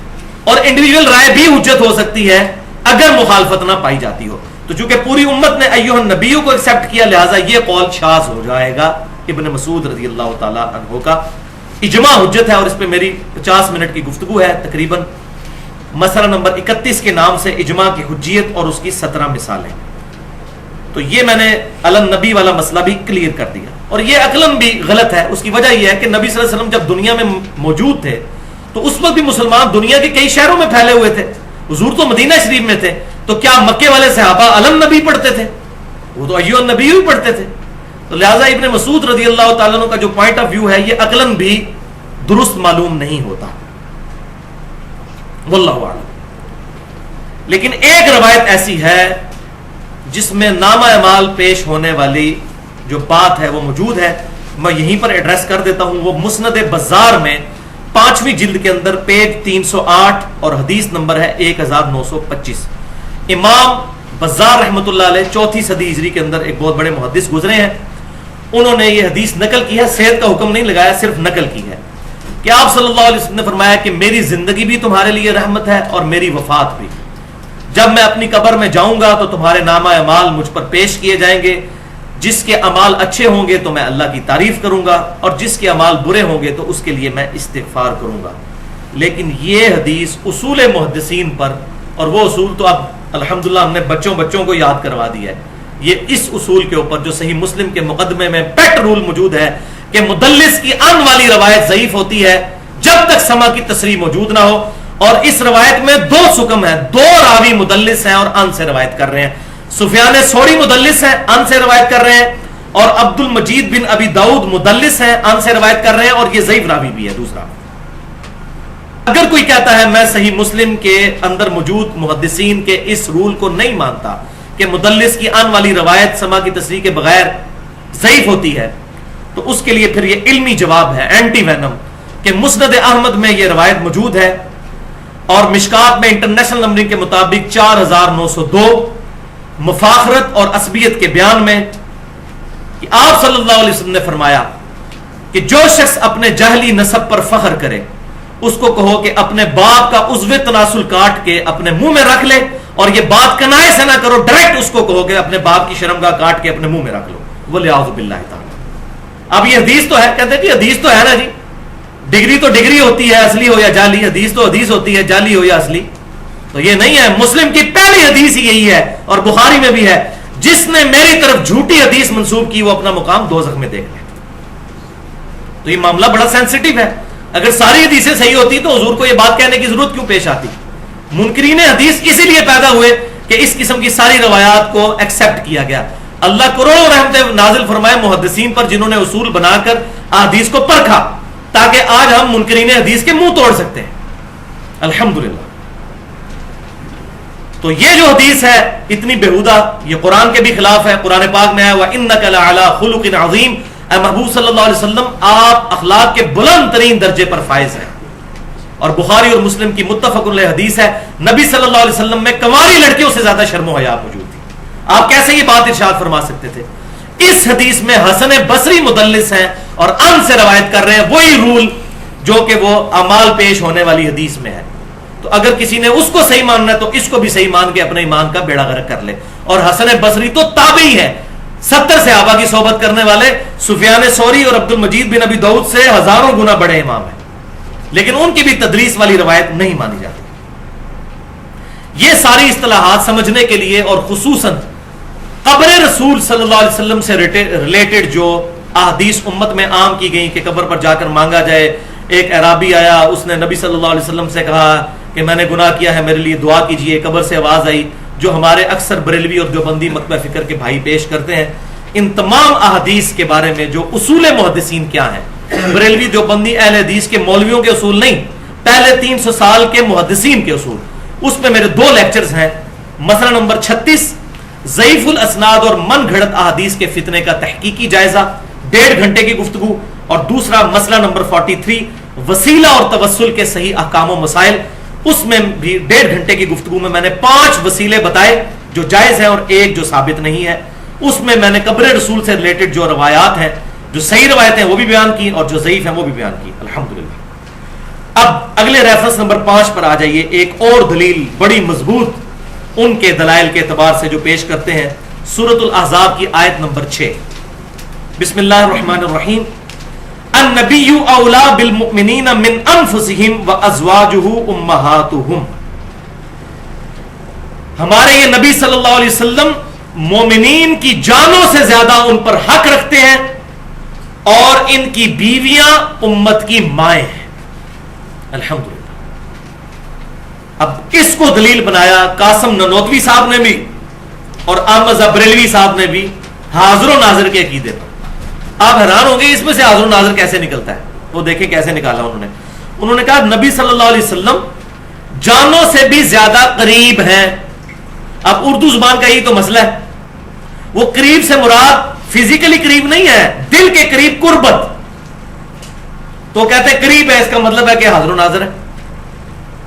حالانکہ اگلا حصہ کیا ہے کہ ان کی بیویاں امت کی مائیں ہیں, یعنی نبی صلی اللہ علیہ وسلم اپنے امتیوں کے محبوب ترین انسان ہیں اور ان کی بیویاں امت کی مائیں ہیں. ماں کا درجہ ان کی بیویوں کو دیتے ہیں اور اپنے نبی سے سب سے بڑھ کر پیار کرتے ہیں. اولا, یہ تھا اس کا معنی, اور مطلب بنا دیا حاضر و ناظر. اور یہ تشریح میں اپنی طرف سے نہیں کر رہا, حضور صلی اللہ علیہ وسلم نے خود اس آیت کی تشریح کی ہے. صحیح بخاری میں اسی آیت کی تفسیر میں, امام بخاری پر قربان جاؤں, اس آیت کو ہیڈنگ بنا کر وہ حدیث لے آئے ہیں, النبی اولا بالمؤمنین من انفسہم. اور وہ کیا ہے کہ آپ صلی اللہ علیہ وسلم نے فرمایا کہ اس دنیا اور آخرت میں مومن کے سب سے زیادہ قریبی میں ہوں. مومن کے مرنے کے بعد اس کا ترکہ جو ہے, چھوڑا ہوا مال, تو وارثوں میں تقسیم ہوگا. لیکن اگر کسی مومن کے ذمہ کوئی قرض ہو تو میں اس کا ولی ہوں, مجھ سے آ کر اس کا قرض ڈیمانڈ کرو, میں اس کا سب سے زیادہ قریبی ہوں. جیسے عورت ولی کے بغیر شادی نہیں کر سکتی, تو حضور نے کہا میں اپنے مومنین کا سرپرست ہوں. ظاہر ہے کہ وفات کے بعد تو نہیں, زندگی کے اندر ہی. آج تو نہیں کوئی شخص کہہ سکتا جا کے قبر رسول پہ کہ یا رسول اللہ فلاں نے میرے اتنے لاکھ دینے ہیں تو مجھے دیں. اپنی زندگی میں آپ صلی اللہ علیہ وسلم جو دنیاوی زندگی آج بھی زندہ ہے برزخی حیات کے ساتھ, دنیاوی زندگی میں کوئی غریب صحابی فوت ہوتا تھا, آپ نے فرمایا میں تمہارا ولی ہوں, مجھ سے آ کر قرضہ ڈیمانڈ کر سکتے ہو, میں اپنے فوت شدہ صحابی کی طرف سے اس کا قرضہ ادا کروں گا. حضور نے خود تفسیر کر دی. اچھا, دوسری حدیث صحیح بخاری اور مسلم کی متفق علیہ حدیث, تم میں سے اس وقت تک کوئی شخص مؤمن نہیں ہو سکتا جب تک کہ میں اسے اس کے ماں باپ, اولاد اور سب لوگوں سے بڑھ کر عزیز نہ ہو جاؤں. یہی معنی. اور تیسری حدیث بھائیو غدیر خم کی حدیث, صحیح مسلم میں بھی, جامعہ ترمذی میں بھی, اور کتنے ریفرنسز اس کے. وہ مسئلہ نمبر 66 بھی جو ہے فضائل حسین رضی اللہ تعالیٰ عنہ والے چیپٹر میں میں نے اس کا پورا ریفرنس بیان کیا ہے. غدیر خم پر بھی آپ صلی اللہ علیہ وسلم نے مولا علی رضی اللہ تعالیٰ عنہ, مولا کا مطلب دلی محبوب, جس طرح ہم علماء کو بھی کہتے ہیں مولانا فلاں, تو مولا علی رضی اللہ تعالیٰ عنہ کا ہاتھ پکڑ کر غدیر خم پر مکے سے مدینے آتے ہوئے اپنی وفات سے 2 مہینے پہلے خم نامی جگہ پر پڑاؤ کرتے ہوئے ایک درخت کے نیچے ان کا ہاتھ پکڑ کر یوں بلند کیا اور آپ نے یہ آیت تلاوت کی, النبی اولا بالمؤمنین من انفسہم وازواجہ امہاتہم. اور یہ آیت پڑھ کر کہا کیا میں تم سب پر تمہاری جانوں سے بھی بڑھ کر حق نہیں رکھتا؟ سب نے کہا یا رسول اللہ آپ ہمیں جانوں سے بڑھ کر عزیز ہیں. تو پھر آپ نے فرمایا من کنت مولاہ فہذا علی مولا, اب جو کوئی مجھے محبوب رکھتا ہے دلی طور پر وہ علی سے بھی محبت کرے گا. یہاں بھی کلیئر ہو گیا کہ یہ اولا مولا کا مطلب کیا ہے, دلی طور پر قریب ہونا, نہ کہ حاضر و ناظر کا عقیدہ. اسی طرح ایک اور دلیل جو سورۃ الانفال کی آیت نمبر 33 ہے, یقین کریں یہ بھی دلائل بیان کرتے ہوئے, آیات پڑھتے ہوئے نہیں, جو دلیل ہے ان کی انہوں نے خود ڈیڈکٹ کی، شرم آتی ہے. آیات تو اپنی حفاظت خود کرتی ہیں. یہ آیت نمبر 6 جو ریفرنس پہ ہے سورۃ الانفال کی آیت نمبر 33. بسم اللہ الرحمن الرحیم. وما کان اللہ لیعذبہم وانت فیہم. اے نبی صلی اللہ علیہ وسلم، اللہ تعالیٰ ان کو کبھی عذاب نہیں دے گا جبکہ آپ ان میں موجود ہیں. وہ کہتے ہیں اس میں لکھا ہوا ہے نا کہ آپ صلی اللہ علیہ وسلم موجود ہیں، تو آپ صلی اللہ علیہ وسلم قیامت تک کے لیے موجود ہیں. دیکھیں امت پر کوئی عذاب ہی نہیں آتا، پتہ نہیں ان کو عذاب کیوں نہیں نظر آتے. عذاب صحیح بخاری کے اندر موجود ہے. اس امت پہ ایسا عذاب بھی آنے والا ہے کہ ان کی شکلیں بندروں خنزیر کی بن جائیں گی. یہ گانے باجے والے ریفرنس میں موجود ہے. یہ پتہ نہیں کس نے پٹی پڑھا دی ہے کہ عذاب نہیں اس امت پر آئے گا.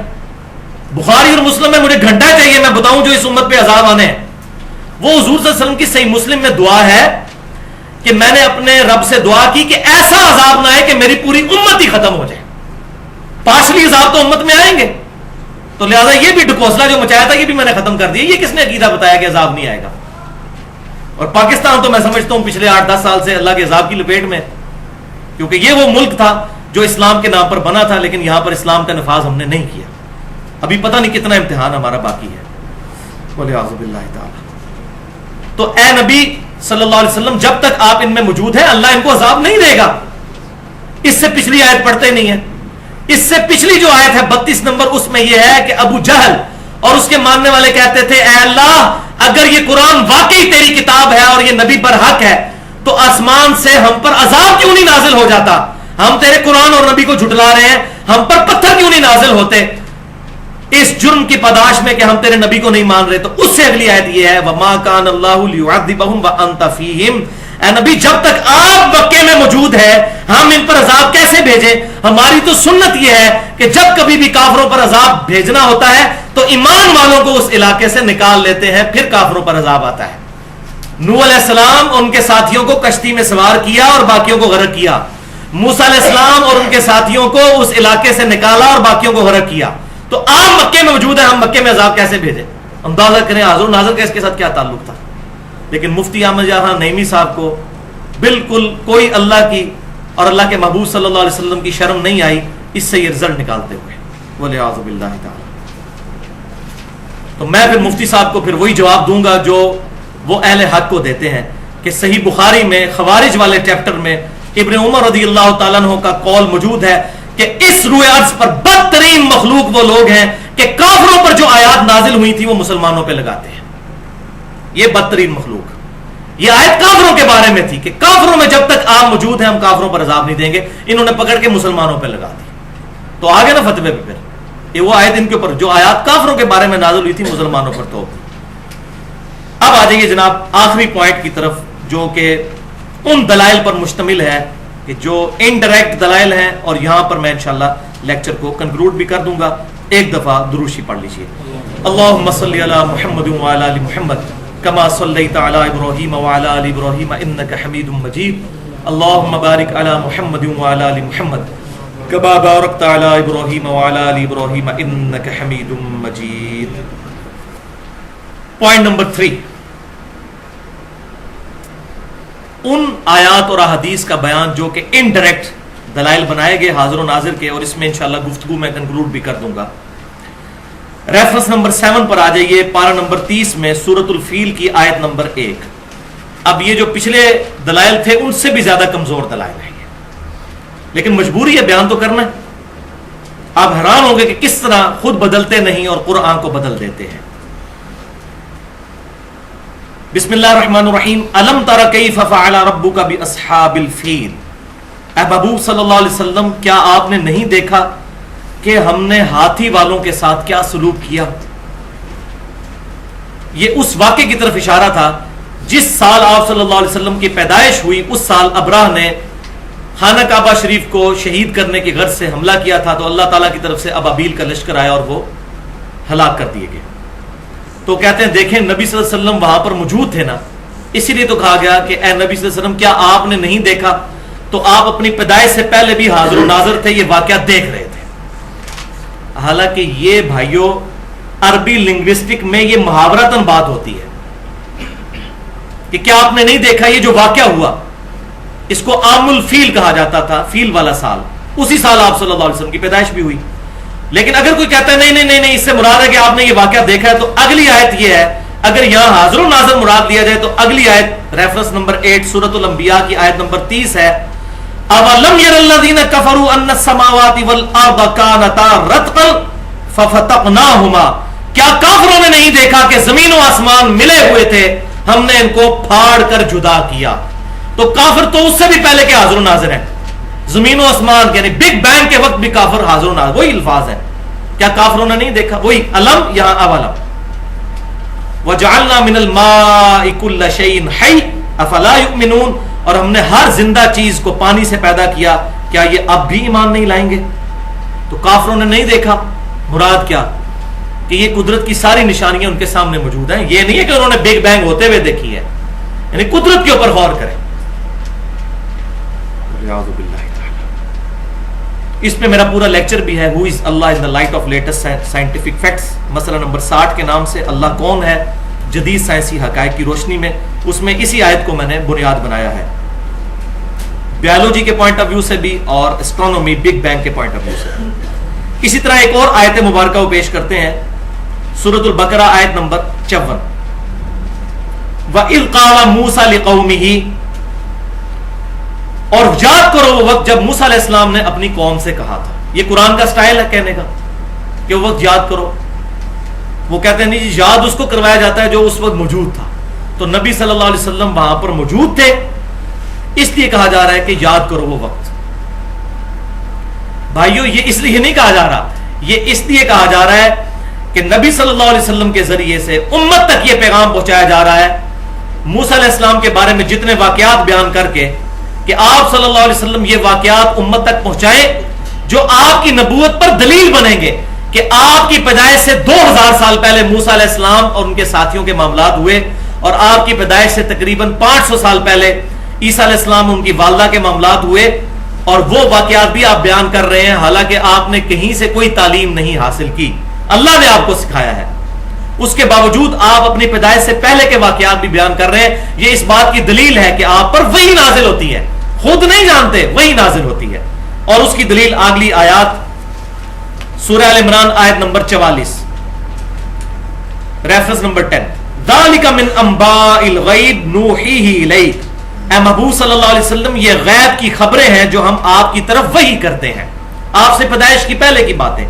وما كنت لديهم اذ يلقون اقلامهم ايهم يكفل مریم، اور اے محبوب صلی اللہ علیہ وسلم جب سیدہ مریم کی کفالت کے لیے قرآن اندازی کی جا رہی تھی پانی میں کلمے ڈال کر کہ کون مریم کی کفالت کرتا ہے، اس وقت آپ وہاں پر موجود نہیں تھے۔ اس کی ڈیٹیل تورات میں ملتی ہے ہمیں، تورات میں نہیں انجیل کے اندر، ظاہر ہے تورات میں تو ہو بھی نہیں سکتی، کہ عیسیٰ علیہ السلام کی جو والدہ تھیں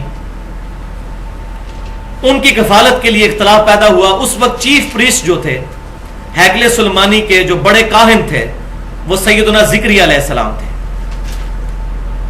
ٹیمپل آف سلیمان کے، تو انہوں نے ان پر اللہ تعالیٰ نے یہ وحی کی کہ آپ قرآن اندازی کریں کہ پانی کے بہاؤ پر کلمے رکھیں، جس کی قلم پانی کے بہاؤ کے اپوزٹ چلنا شروع کر دے گی، یہ تو بڑا ناممکن سی بات ہے، وہ تو پانی کے ساتھ ہی قلم بہہ جائے گی، تو جس کی اپوزٹ چلے گی نا تو وہ کفالت کرے گا سیدہ مریم کی۔ تو سیدنا زکریا علیہ السلام کی اپوزٹ چلنا شروع ہو گئی تھی، تو وہ خالو بھی تھے سیدہ مریم کے، ان کے حصے میں یہ معاملہ آیا کہ انہوں نے کفالت کی سیدہ مریم کی، تو اس کی طرف اشارہ ہو رہا ہے کہ اے نبی صلی اللہ علیہ وسلم جب وہ کلمے ڈال رہے تھے آپ تو وہاں موجود نہیں تھے، وما كنت لديهم اذ يختصمون، اور نہ آپ اس وقت وہاں موجود تھے جب ان میں جھگڑا ہو رہا تھا۔ کیا مراد کہ آپ موجود نہیں تھے، تب بھی آپ یہ باتیں بیان کر رہے ہیں وحی کی وجہ سے، یہ آپ کی نبوت کی دلیل ہے۔ اب اللہ تعالیٰ کہہ رہا ہے کہ موجود نہیں تھے، جب ہم یہ آیت پیش کرتے ہیں تو مفتی احمد جان نعیمی صاحب نے جال میں اس کا جواب بھی دے دیا ہے، انہوں نے کہا اس میں لکھا ہوا ہے کہ موجود نہیں تھے، یہ تو نہیں لکھا ہوا کہ وہاں پر شاہد نہیں تھے، موجود کہیں اور تھے لیکن دور سے دیکھ رہے تھے، جیسا کہ آج قبر انور میں رہتے ہوئے ہمیں دیکھ رہے ہیں۔ اور دیو جی جواب کہتے ہیں تو موجود کی نفی ہے، حاضر کی نفی ہے، ناظر کی نفی نہیں ہے۔ واقعی جو انہوں نے فٹ ان کیا اس کے مطابق ان کی بات بالکل ٹھیک ہے کہ حاضر کی نفی ہے، ناظر کی نہیں ہے۔ تو میں بڑا عرصہ پریشان رہا کہ کوئی آیت ایسی ملے جس میں حاضر و ناظر دونوں کی نفی ہو، یعنی موجود ہونے کے بھی اور دیکھنے کی بھی۔ اور وہ اللہ تعالیٰ نے آیت ڈالی ہوئی ہے. اللہ نے اس کتاب کی حفاظت کرنی ہے. اگلی آیت سورۃ القصص کی آیت نمبر 44 ریفرنس نمبر 11. وما كنت بجانب الغربی، اے محبوب صلی اللہ علیہ وسلم آپ کوہ طور کی مغربی جانب موجود نہیں تھے. اذ قضینا الی موسی الامر، جبکہ ہم نے موسیٰ علیہ السلام کی طرف اپنا حکم نازل فرمایا. اب وہ پتہ چل گیا وہ کیا تھا. وَإِذْ قَالَ مُوسَىٰ، تو موسیٰ علیہ السلام کی طرف جب ہم نے وحی بھیجی تو اے نبی آپ تو کوہ طور پر وہاں موجود نہیں تھے. وَمَا كُنْتَ مِنَ الشَّاهِدِينَ، اور نہ ہی آپ گواہوں میں شامل تھے، نہ ہی آپ ناظر تھے. کیا مطلب؟ وَمَا كُنْتَ، نہ تو آپ حاضر تھے، وَمَا كُنْتَ مِنَ الشَّاهِدِينَ، اور نہ ہی آپ ناظر تھے. اب آپ سوچ رہے ہوں گے اس آیت کا تو جواب دیا ہی نہیں جا سکتا. واقع نہیں دیا جا سکتا. اس کا جواب دینے کے لیے انسان کو اپنے ایمان سے ہاتھ دھونا پڑے گا، اور وہی کیا مفتی احمد یار خان نعیمی صاحب نے کہ انہوں نے آیت آدھی لکھی، وما کنت من الشاہدین لکھے ہی نہیں جال حق کے اندر، اور جواب دیا کہ اس میں تو یہ لکھا ہوا کہ حضور وہاں موجود نہیں تھے. یہ کہاں لکھا ہوا کہ حضور شاہد بھی نہیں تھے؟ استغفر اللہ واتوب الیہ، لعنت اللہ علی الکاذبین. ایک آیت کا آدھا ٹکڑا لکھنا، افتؤمنون ببعض الکتاب وتکفرون ببعض، کتاب کے کچھ حصے پر ایمان لاتے ہو، کچھ کو چھوڑ دیتے ہو. اب جواب لکھتے ہوئے اس کو نہیں نظر آ رہا تھا کہ یہ آدھی لین کی یہ آیت ہے، میں آدھی لکھ رہا ہوں. پھر جواب بھی ایسا لکھا کہ جس کے بعد اس نے زن قائم ہی نہیں رہ سکتا کہ ان کو آیت پتہ نہیں چلی ہوگی، اس کے اپوزٹ بات لکھی. اور احمد بریلوی صاحب کے بھی کان کھڑے ہو گئے اس موقع پر، یہ تو سارا بیڑا غرق ہو جائے گا. پہلے تو فرق کر دیتے تھے شاہد اور شہید کا، ہم نے تو شاہد کا ترجمہ کیا ہے، شہید کا جو ہے وہ گواہی ہے، شاہد کا مطلب حاضر و ناظر ہے. اب یہاں پر شاہد تھا لفظ، شہید نہیں تھا. وما کنت من الشاہدین، یہاں تو ان کو ترجمہ کرنا پڑنا تھا حاضر و ناظر والا. لیکن آپ حیران ہوں گے کہ کس درجے پر انہوں نے خیانت کی. انہوں نے ترجمہ کیا اس کا، اے نبی صلی اللہ علیہ وسلم نہ تو آپ وہاں پر موجود تھے اور نہ وہاں پر حاضر تھے. شاہد کا ترجمہ حاضر کر دیا، ناظر نہیں کیا. پیچھے سارا حاضر و ناظر کرتے آئے ہیں. اب یہاں ترجمہ کیا بنتا تھا؟ نہ آپ حاضر تھے نہ ناظر تھے. تو انہوں نے دونوں ہی ایک ترجمہ کر دیا، نہ تو آپ موجود تھے نہ حاضر تھے. آپ دیکھیں اتنے بڑے بڑے علماء، یہ دیکھ لیں، والعیاذ باللہ تعالی. بس وہ ایک بہت بڑے عالم اسلام آباد میں، ان کی بات مجھے بڑی پسند ہے. وہ کہتے ہیں کہ بیٹا دعا کیا کرو کہ گیئر الٹا نہ لگ جائے. جس کا گیئر ایک دفعہ الٹا لگ جائے نا تو پھر جتنا ایکسلریٹر دیتا ہے گاڑی پیچھے ہی جاتی ہے. الٹا گیئر جب بندے کا لگ جائے نا پھر اس قسم کے رزلٹ انسان سے نکلتے ہیں، والعیاذ باللہ تعالی. لیکن میں پھر وہی بات کروں گا کہ احمد بریلوی صاحب کو اگر تختہ مشق بنانا ہے، پھر بریلوی دیوبندی اہل حدیث کی عوام اور علماء اپنے بزرگوں کو بھی تختہ مشق بنائیں. رشید احمد گنگوئی صاحب کو بھی، اور شاہ عبداللہ محدث دہلوی کو بھی، شاہ عبدالعزیز محدث دہلوی کو بھی، اور شبیر احمد عثمانی صاحب کو بھی، سب کو ایک کٹہرے میں. تو بھائیو یہاں پر یہ بات بھی یاد رکھیے کہ علم الغیب سے متعلق میں آلریڈی گفتگو کر چکا ہوں 88 منٹ کی، مسئلہ نمبر 6A. اور وہاں پر میں نے یہ بالکل کھول کر بات بیان کی تھی کہ اللہ تعالیٰ جب بھی چاہتا ہے اپنے پیغمبروں کو ان کی پیدائش سے پہلے کے واقعات، ان کی زندگی کے واقعات اور مستقبل کے قیامت تک آنے والے واقعات کی خبر دے دیتا ہے. اور وہی غیبی خبریں ہوتی ہیں، اور وہی پیغمبر کے پاس علم الغیب ہوتا ہے. پیغمبر عالم الغیب نہیں ہوتا، علم الغیب رکھنے والا ہوتا ہے اللہ تعالیٰ کی طرف سے غیبی خبر کی وجہ سے. اور اس میں نے درجنوں مثالیں بخاری اور مسلم سے دی، آج محل نہیں کہ میں اس کو ریپیٹ کروں. لیکن صرف پیغمبر، اس میں نے بتایا تھا بخاری اور مسلم میں حدیث ہے صحابہ کو 4 فٹ نیچے قبر میں عذاب قبر نظر نہیں آیا، لیکن نبی صلی اللہ علیہ وسلم کو اللہ تعالیٰ نے دکھایا. تو صحابہ کو کشف القبور نہیں ہوتا تھا.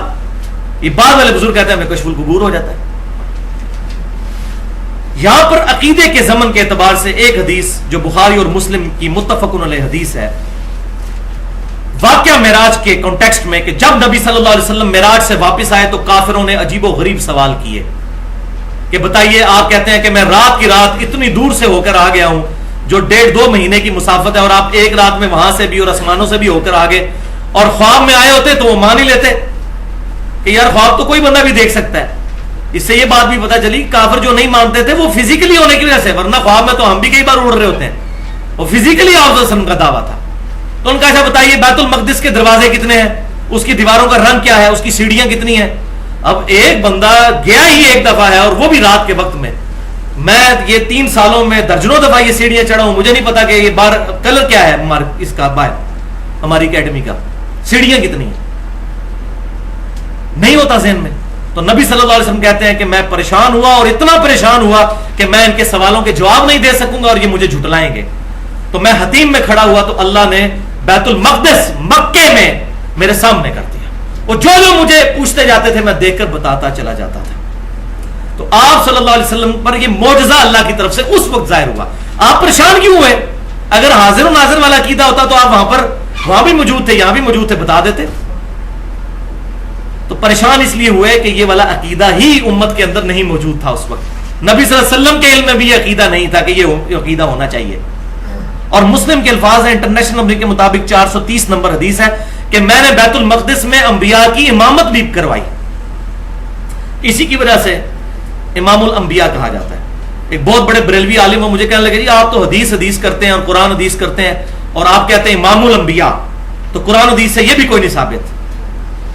دیکھیں کس طرف چل پڑے جب وہ انسان کو بغض آ جاتا ہے. میں نے کہا آپ کے پاس قرآن حدیث میں نہیں، ہمارے پاس مسلم شریف میں 430 نمبر حدیث ہے کتاب الایمان میں کہ نبی صلی اللہ علیہ وسلم نے انبیاء کی امامت فرمائی ہے بیت المقدس میں، اس لیے ہم امام الانبیاء کہتے ہیں الحمدللہ. تو خاموش ہو گئے. تو مسلم کے الفاظ ہیں کہ میں نے امامت کروائی. اس کے بعد میں جب آیا یہاں پر مکہ میں تو مجھ سے کفار نے سوال کیے. میں اتنا غمناک ہوا کہ اعلان نبوت کے بعد کبھی اتنا پریشان نہیں ہوا تھا کہ میں ان کے سوالوں کے جواب ہی نہیں دے سکوں گا اور یہ مجھے جھوٹا کہیں گے. پھر اللہ نے بیت المقدس کو میرے سامنے کر دیا. اس لیے بھائیو صحابہ کرام کا عقیدہ بالکل واضح تھا. اور یہ ایک حدیث جو میں آپ بتانے جا رہا ہوں، اگر آپ یہ ایک حدیث یاد کر لیں تو 3 عقیدے امت کو سمجھا سکتے ہیں. عقیدہ علم الغیب، عقیدہ حاضر و ناظر اور عقیدہ استعانت یعنی غیر اللہ سے مدد مانگنا. یہ تینوں عقیدے ایک حدیث جو صحیح بخاری میں بھی ہے اور صحیح مسلم میں بھی ہے تینوں عقیدوں کو کلیئر کر دیتی ہے. اور الحمدللہ ہم اہل سنت کے منہج پر چلنے والے لوگ اسی عقیدے پر ہیں. اہل سنت فرقہ نہیں. شراب کی بوتل کے باہر روح افزا لکھ لینے سے روح افزا نہیں بن جائے گی، یہ جامع شیرینی وہ بن جائے گی. اہل سنت وہی ہوں گے جو کتاب و سنت کے منہج پر ہوں گے. یہ تینوں عقیدے صحیح بخاری میں 4086 نمبر اور صحیح مسلم میں 4917 نمبر حدیث ہے. تینوں عقائد کلیئر کرے گی. اور ہمارے ریسرچ پیپر نمبر 3 دعا صرف اللہ ہی سے، اس کے بھی پیج نمبر 5 کے اوپر یہ حدیث موجود ہے پورے ریفرنسز کے ساتھ. یہ 2 مختلف واقعات ہیں. مسلم کے 4917 کے میں الفاظ پڑھنے لگا ہوں کہ جب 70 صحابہ کو دھوکے سے شہید کر دیا گیا، جس کے غم میں نبی صلی اللہ علیہ وسلم نے 1 مہینے تک قنوت نازلہ بھی کفار کے لیے دعائے ضرر بھی فرمائی تھی. جب ان کو دھوکے سے شہید کیا گیا تو آپ صلی اللہ علیہ وسلم مدینہ شریف میں تھے اور دوسری جگہ پر ان کو شہید کیا گیا تو آپ صلی اللہ علیہ وسلم غمناک حالت میں وہاں بیٹھے ہوئے تھے اور فرمایا کہ ابھی ابھی جبرائیل علیہ السلام میرے پاس آئے، انہوں نے اللہ کی طرف سے مجھے یہ اطلاع دی ہے کہ تمہارے ساتھیوں کو دھوکے سے شہید کر دیا گیا. 70 حضور کے ٹیلنٹڈ اسٹوڈنٹ اصحاب صفہ میں سے جو حضور نے تعلیم کے لیے بھیجے، اور انہوں نے شہادت کے وقت تمہارے رب کے حضور یوں دعا کی، اللہم بلغ عنا نبینا، اے رب ہمارے نبی تک ہمارا پیغام پہنچا دے. انہوں نے کہا فرشتوں یہ پیغام دے دو. فرشتوں کو پکارنا بھی شرک ہے. اے اللہ تو ہمارے نبی کو ہمارے حال کی خبر کر دے. اللہ نے اذن دیا ہو تب بھی پکارنا شرک ہے. حضرت میکائیل علیہ السلام اور فرشتوں کو اذن ہے نا بارش برسانے کا اللہ کی طرف سے، تو ہم کیا کہیں گے میکائیل بارش برسا دو کہ گرمی کا موسم قریب آ رہا ہے؟ نہیں. اے رب ہمارے نبی کو ہمارے حال کی خبر کر دے، انا قد لقینک فرضینا عنک، کہ ہم بے شک تجھ سے مل چکے اس حال میں کہ ہم اپنے رب سے راضی ہیں، ورضیت عنا، اور اے ہمارے رب تو ہم سے راضی ہے. ہمارے نبی تک یہ پیغام پہنچا دے. اور حضور صلی اللہ علیہ وسلم وہاں اشک بار آنکھوں کے ساتھ اپنے صحابہ کو بتا رہے ہیں کہ تمہارے ساتھیوں نے یہ دعا کی. اب اس میں تینوں عقیدے کلیئر ہو گئے. انہوں نے یا رسول اللہ انظر حالنا نہیں کہا، حضور کو مدد کے لیے نہیں پکارا. عقیدہ استعانت کلیئر ہو گیا. ان کا یہ بھی عقیدہ نہیں تھا کہ نبی صلی اللہ علیہ وسلم ہر وقت ہر چیز کو دیکھ رہے ہیں اور یہاں پہ بھی موجود ہے حاضر و ناظر، وہ بھی عقیدہ. اور علم الغیب کے حوالے سے بھی ان کا عقیدہ کلیئر ہوا کہ اے اللہ تو ہمارے نبی کو خبر کر دینا، تیرے بتائے بغیر ہمارے نبی تک یہ خبر نہیں پہنچے گی. اور انہوں نے یہ بھی نہیں کہا جبرائیل ہمارے نبی کو خبر کر دینا، لہذا فرشتوں کو بھی نہیں پکارا، جبرائیل جب دنیا میں آ رہے تھے اس وقت بھی نہیں پکارا. اب رہا مسئلہ رسول اللہ صلی اللہ علیہ وسلم کی دنیاوی زندگی کے بعد آج کی جو زندگی ہے، قبر مبارک اور جنت کی برزخی زندگی، کیا ہم اس زندگی میں اللہ تعالیٰ کو یہ کہہ سکتے ہیں کہ اے اللہ ہمارے نبی تک ہماری خبر پہنچا دے؟ تو بھائیو اس کا کوئی ثبوت موجود نہیں سوائے ایک چیز کے، اور وہ کیا ہے؟ درود شریف. اور وہ ہم کہتے ہیں اللہم صلی علی محمد وعلی آل محمد کما صلیت علی ابراہیم وعلی آل ابراہیم انک حمید مجید. اللہم بارک علی محمد وعلی آل محمد کما بارکت علی ابراہیم وعلی آل ابراہیم انک حمید مجید. درود شریف ہمارا پہنچتا ہے، میں کتنی احادیث بتا چکا اسی لیکچر میں پوائنٹ نمبر 2 کے اندر. درود و سلام پہنچتا ہے، السلام علیکم ایھا النبی پہنچتا ہے، بس اس کے علاوہ کچھ اور نہیں پہنچا سکتے. بلکہ صحیح بخاری میں انٹرنیشنل نمبر کے مطابق 1010 نمبر حدیث جو ہمارے ریسرچ پیپر نمبر 1 رسول اللہ کی آخری وصیت ہے اس میں بھی لکھی ہوئی ہے کہ سیدنا عمر فاروق رضی اللہ تعالیٰ عنہ کے مبارک دور میں جب قحط سالی ہوتی تو عباس بن عبد المطلب کو وہ لے کر آتے اور کہتے اے اللہ جب تک تیرے نبی ہم میں موجود تھے ہم ان کو تیری بارگاہ میں پیش کرتے تھے، ان کی دعا کی برکت سے تو ہم پر بارش نازل فرما دیتا تھا. اب آپ صلی اللہ علیہ وسلم کی وفات کے بعد ہم آپ صلی اللہ علیہ وسلم کے چچا کو لے کر آئے ہیں، اے اللہ ہم پر بارش نازل فرما. وہ چچا دعا کرتے تو بارش نازل ہو جاتی. سیدنا عمر حضور صلی اللہ علیہ وسلم کی قبر انور پر بھی جا کر یہ نہیں کہتے تھے یا رسول اللہ اللہ سے دعا کیجیے، کہہ سکتے تھے. حالانکہ حضرت عمر وہ ہیں جو بخاری میں حدیث ہے کہ سیدنا عمر کے مشورے پر نبی صلی اللہ علیہ وسلم نے اپنی مبارک انگلیاں پیالے میں رکھی تھی اور پانی کے چشمے جاری ہوئے تھے، لیکن انہوں نے نہیں کہا یا رسول اللہ صلی اللہ علیہ وسلم قبر انور سے ہاتھ باہر نکالیے، پانی کا میں پیالہ لے کر اس میں ہاتھ رکھیے تاکہ چشمے جاری ہو جائیں، جیسا کہ شیخ زکریا صاحب نے فضائل حج میں لکھا اور الیاس قادری صاحب نے فضائل سنت میں کہ 555 ہجری میں شیخ احمد رفائی کے لیے نبی صلی اللہ علیہ وسلم نے 90,000 لوگوں کی موجودگی میں اپنا ہاتھ مبارک باہر نکال دیا. وہ میں نے پچھلے لیکچر 6B میں کشف خوابوں سے متعلق، الہام سے متعلق اس میں ڈیٹیل سے اس کا انالیسس کیا ہے. تو سیدنا عمر نے امت کو یہ عقیدہ صحیح وقت جو وسیلہ شخصی ہے وہ سمجھا دیا. تو اب ایک ذریعہ ہے خواب، کہ خواب میں نبی صلی اللہ علیہ وسلم کسی کو آ جائیں. میں نے پچھلی دفعہ ڈیٹیل سے ڈسکس کیا تھا صحیح مسلم سے، سنن نبی داؤد سے، مسند احمد سے کہ صحابہ کے بعد بھی تابعین تبع تابعین تبع تبع تابعین کو بھی نبی صلی اللہ علیہ وسلم خواب میں آئے اور اس وقت کے حالات کے اوپر ڈسکشن کی. مثلا سیدنا حسین کی جو شہادت ہے وہ 50 سال بعد ہوئی ہے، لیکن نبی صلی اللہ علیہ وسلم ابن عباس کو خواب میں آئے جو مسند احمد میں موجود ہے. پچھلی دفعہ میں نے کئی خواب بتائے. تو اب کیا یہ عقیدہ رکھا جا سکتا ہے کہ نبی صلی اللہ علیہ وسلم کو عالم برزخ میں دنیا کے حالات کی خبر ہے؟ ایسا عقیدہ امت میں کسی نے پروپیگیٹ نہیں کیا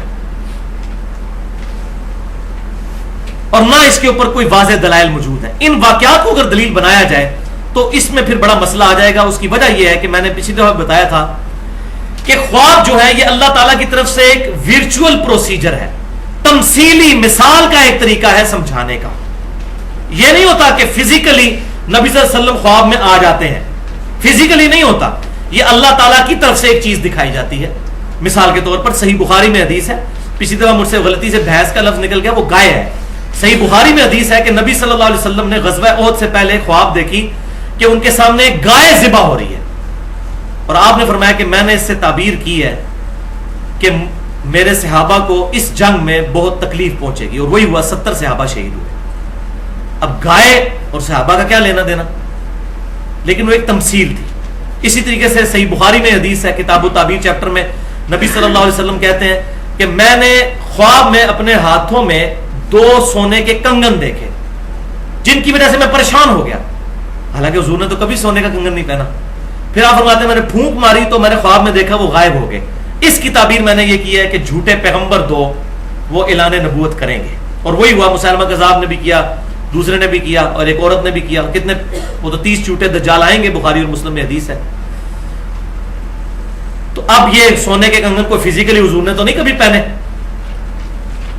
تو یہ سارا معاملات ہے تمثیلی.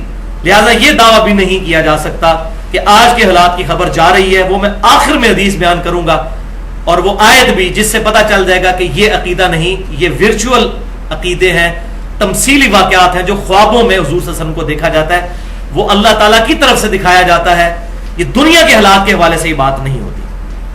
اب رہا مسئلہ کریٹیکل چیز کا جس پہ میں نے بات کنکلوڈ کرنی تھی، وہ دو باتیں۔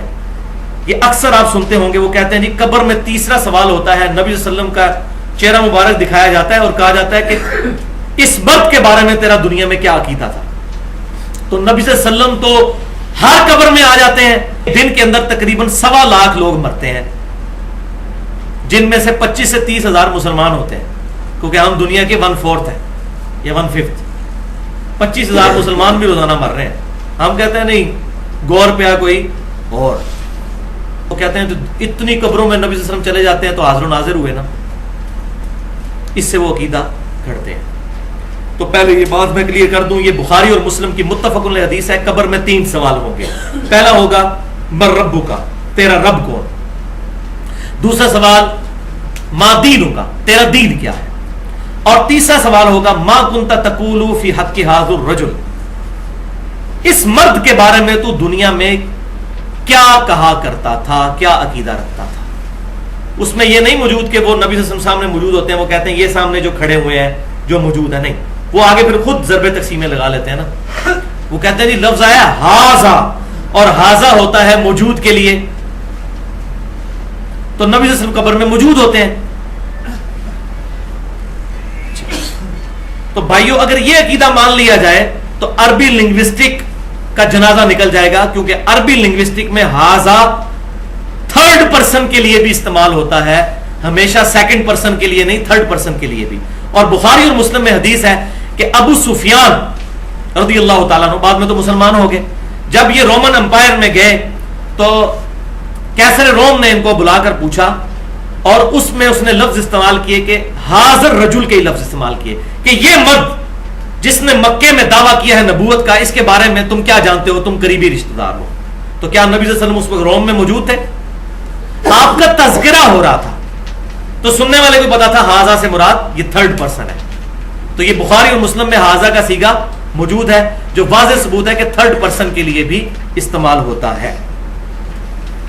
جواب پر ہی غور کر لیں، جواب میں بھی ہونا چاہیے تھا ہاذا محمد رسول اللہ، لیکن بخاری مسلم اٹھا کر دیکھیں، وہ مردہ جو مومن ہوتا ہے وہ کہتا ہے ہوا محمد الرسول اللہ صلی اللہ علیہ وسلم، وہ تو اللہ کے رسول محمد صلی اللہ علیہ وسلم ہے۔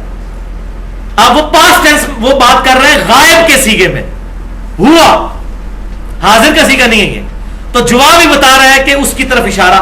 اور بخاری میں ایک روایت جو ہے 1347، اس میں آگے الفاظ ہیں کہ نبی صلی اللہ علیہ وسلم کا نام بھی فرشتہ لیتا ہے کہ وہ رجل محمد جو تھے صلی اللہ علیہ وسلم، ان کے بارے میں تیرا کیا عقیدہ ہے؟ پھر بھی کسی کی تسلی نہ ہو تو مفتی احمد یار خان نعیمی صاحب جال میں لکھتے ہیں کہ جب اس کو کہا جاتا ہے کہ اس مرد کے بارے میں تیرا کیا عقیدہ ہے، تو مردے کو پوچھنا چاہیے نا کہ کون سا مرد، اگر سامنے نہ ہو تو وہ پوچھے جی کیڑے دی گل کر رہے ہو، کس بندے دی گل کر رہے ہو، کس بندے کی بات کر رہے ہو؟ تو مردہ تو کوئی نہیں پوچھتا کس بندے کی، اس کا مطلب ہے وہ سامنے بندہ موجود ہوتا ہے، تو یہ اشارتاً بات نہیں ہو رہی ہوتی۔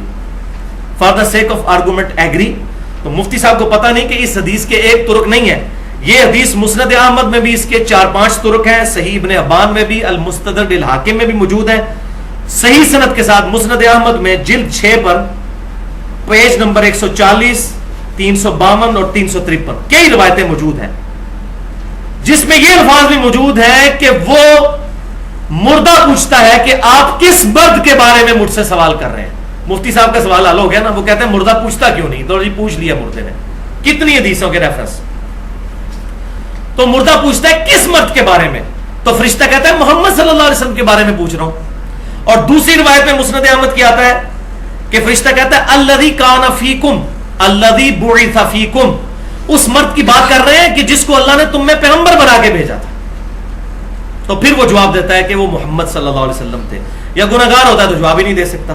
لہذا یہ مسئلہ بھی مفتی صاحب کا حل ہو گیا کہ مردہ پوچھتا کیوں نہیں، مردے نے پوچھ لیا ہے کہ کس مرد کی بات۔ اور اس کانٹیکسٹ میں اس سے بھی بڑی دلیل وہ جامعہ ترمذی کی حدیث ہے، ایک حدیث دوسرے کی تفسیر کرتی ہے، جس کو شیخ البانی اور شیخ زبیر علی زئی صاحب دونوں صحیح کہتے ہیں، امام ترمذی نے بھی صحیح کہا انٹرنیشنل نمبر کے مطابق 3120 کہ قبر میں 3 سوال ہوتے ہیں، من ربو کا، ما دینو کا، من نبیو کا. تیرا رب کون ہے، تیرا دین کیا ہے، تیرا نبی کون ہے. اس میں تو ما کنتا تقولو فی حق ھذا الرجل ہے ہی کوئی نہیں ہے، وہ مسئلہ ہی ختم ہے. اور یہ بالکل ٹون بھی ایک طرح کی ملتی ہے. لہٰذا یہ حدیث بھی اس بات پر ثبوت ہے کہ مختلف انداز سے سوالات مختلف الفاظ کے ساتھ، ظاہر ہے ہر قسم کے لوگ بحث کرنے والے موجود ہوتے ہیں نا. کسی کے ساتھ من نبیوں کا بات ہوگی، کسی کے ساتھ یہ بات ہوگی، کوئی سمجھ جائے گا، ایمان والا تو سمجھ جائے گا کس کے بارے میں پوچھ رہے ہیں. جو زیادہ کیڑے نکالنے والا ہوگا وہ کہے گا کس کے پوچھ رہے ہو، تو اس کو پھر فرشتے کہہ بھی دیں گے یار الذی بعث فیکم الذی کان فیکم. تو یہ دنیا میں بھی صرف معاملات مختلف ہوتے ہیں، تو مختلف سوال جو میں نے اس کو سمجھانا اپروپریٹ، وہ ہر قسم کے بحث کرنے والے لوگ ہیں نا جو سیدھے سیدھے مسلمانوں کو من نبیوں کا کہے گا، نبی صلی اللہ علیہ وسلم.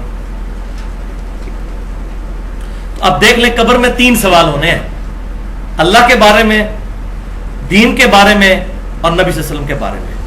لیکن ہمارے علماء نے جو عقیدہ بنایا اس کے تحت تو سوال 2 اور بھی ہونے چاہیے تھے کہ تیرا مسلک اور فقہ کون سی ہے، کیونکہ دین اسلام تو کافی نہیں ہے. اور ہونا چاہیے تھا آپ کس امام کی پیروی کرتے ہو. یہ سارے بنائے ہوئے جو فیبریکیٹڈ امام ہیں ان اماموں کی ہم توہین نہیں کر رہے. عیسیٰ علیہ السلام کی توہین نہیں ہے، لیکن ان کے نام پر جو عیسائیوں نے ڈیوینٹی کلیم کی، عیسیٰ علیہ السلام کو اللہ کا بیٹا کا، کرسچینٹی کو کنڈیم کر رہے ہیں. ان کے نام پر جو ان لوگوں نے یہ فرقے بنائے، تو قبر میں ہی تو سوال نہیں ہونا تیرا امام کون ہے. تو قبر میں پہنچ کر نبی صلی اللہ علیہ وسلم امامت کے لیے کافی ہیں ہماری، تو دنیا میں بھی وہ ہمارے امام ہیں الحمدللہ، وہ امام اعظم ہے الحمدللہ صلی اللہ علیہ وآلہ وسلم. اب یہاں پر میں بات کو ذرا عام آدمی تک پہنچانے کے لیے ایک اور حدیث بیان کر دوں، لیکن شرم آ رہی ہے یہ روایت بیان کرتے ہوئے، اس کا رزلٹ نکالتے ہوئے. لیکن ظاہر ہے کہ موٹے دماغ کے بندے بھی بیٹھے ہوتے ہیں. بخاری اور مسلم کی متفق علیہ حدیث ہے کتاب الجنائز چیپٹر میں. ایک عورت جو سیاہ حبشی عورت تھی، وہ مسجد نبوی کی صفائی کیا کرتی تھی. نبی صلی اللہ علیہ وآلہ وسلم نے کچھ دن دیکھا کہ مسجد میں وہ آئی نہیں ہے، تو صحابہ سے پوچھا کہ وہ حبشی عورت کہاں گئی جو مسجد کی صفائی کیا کرتی تھی. تو صحابہ نے کہا یا رسول اللہ وہ تو فوت ہو گئی، ہم نے تو آپ کے آرام میں خلل سے بچنے کے لیے اس کو دفنا دیا ہے. تو نبی صلی اللہ علیہ وسلم ناراض ہوئے اور آپ نے فرمایا تم نے مجھے خبر کیوں نہیں کی، چلو مجھے بتاؤ اس کی قبر کہاں ہے. تو صحابہ نے بتایا کہ یہ قبر ہے اس کی. آپ صلی اللہ علیہ وآلہ وسلم اس حبشیہ عورت کی قبر پر گئے. حریص علیکم بالمؤمنین رؤوف الرحیم. نبی صلی اللہ علیہ وسلم مومنین کی جانوں پر ان کی جانوں سے بھی بڑھ کر حرص فرمانے والے ہیں الحمدللہ. صحابہ تو اس کو عام عورت سمجھ رہے تھے، لیکن حضور صلی اللہ علیہ وسلم کے نزدیک اس کا یہ مقام تھا کہ مسجد کی صفائی کرنے والی عورت تھی. صحابہ نے بھی اس کو ایک حقیر سمجھا کہ حبشی عورت صفائی کرنے والی. تو نبی صلی اللہ علیہ وسلم اس کی قبر پر گئے، قبر پہ جا کے جنازہ پڑھا. اور مسلم کے الفاظ ہیں کہ آپ صلی اللہ علیہ وسلم فرماتے ہیں کہ میرے صرف قبرستان آنے کی وجہ سے، اللہ اکبر کبیرہ، یہ قبریں جو کہ تاریکی میں ڈوبی ہوئی تھی، اللہ نے سب قبروں کو نور سے بھر دیا ہے. اچھا وہ قبریں کن کی تھیں؟ صحابہ کی. ظاہر ہے کافروں کی قبروں کو تو حضور کے ایسے نور سے نہیں بھرا گیا، کافر کے لیے تو کچھ نہیں ہے.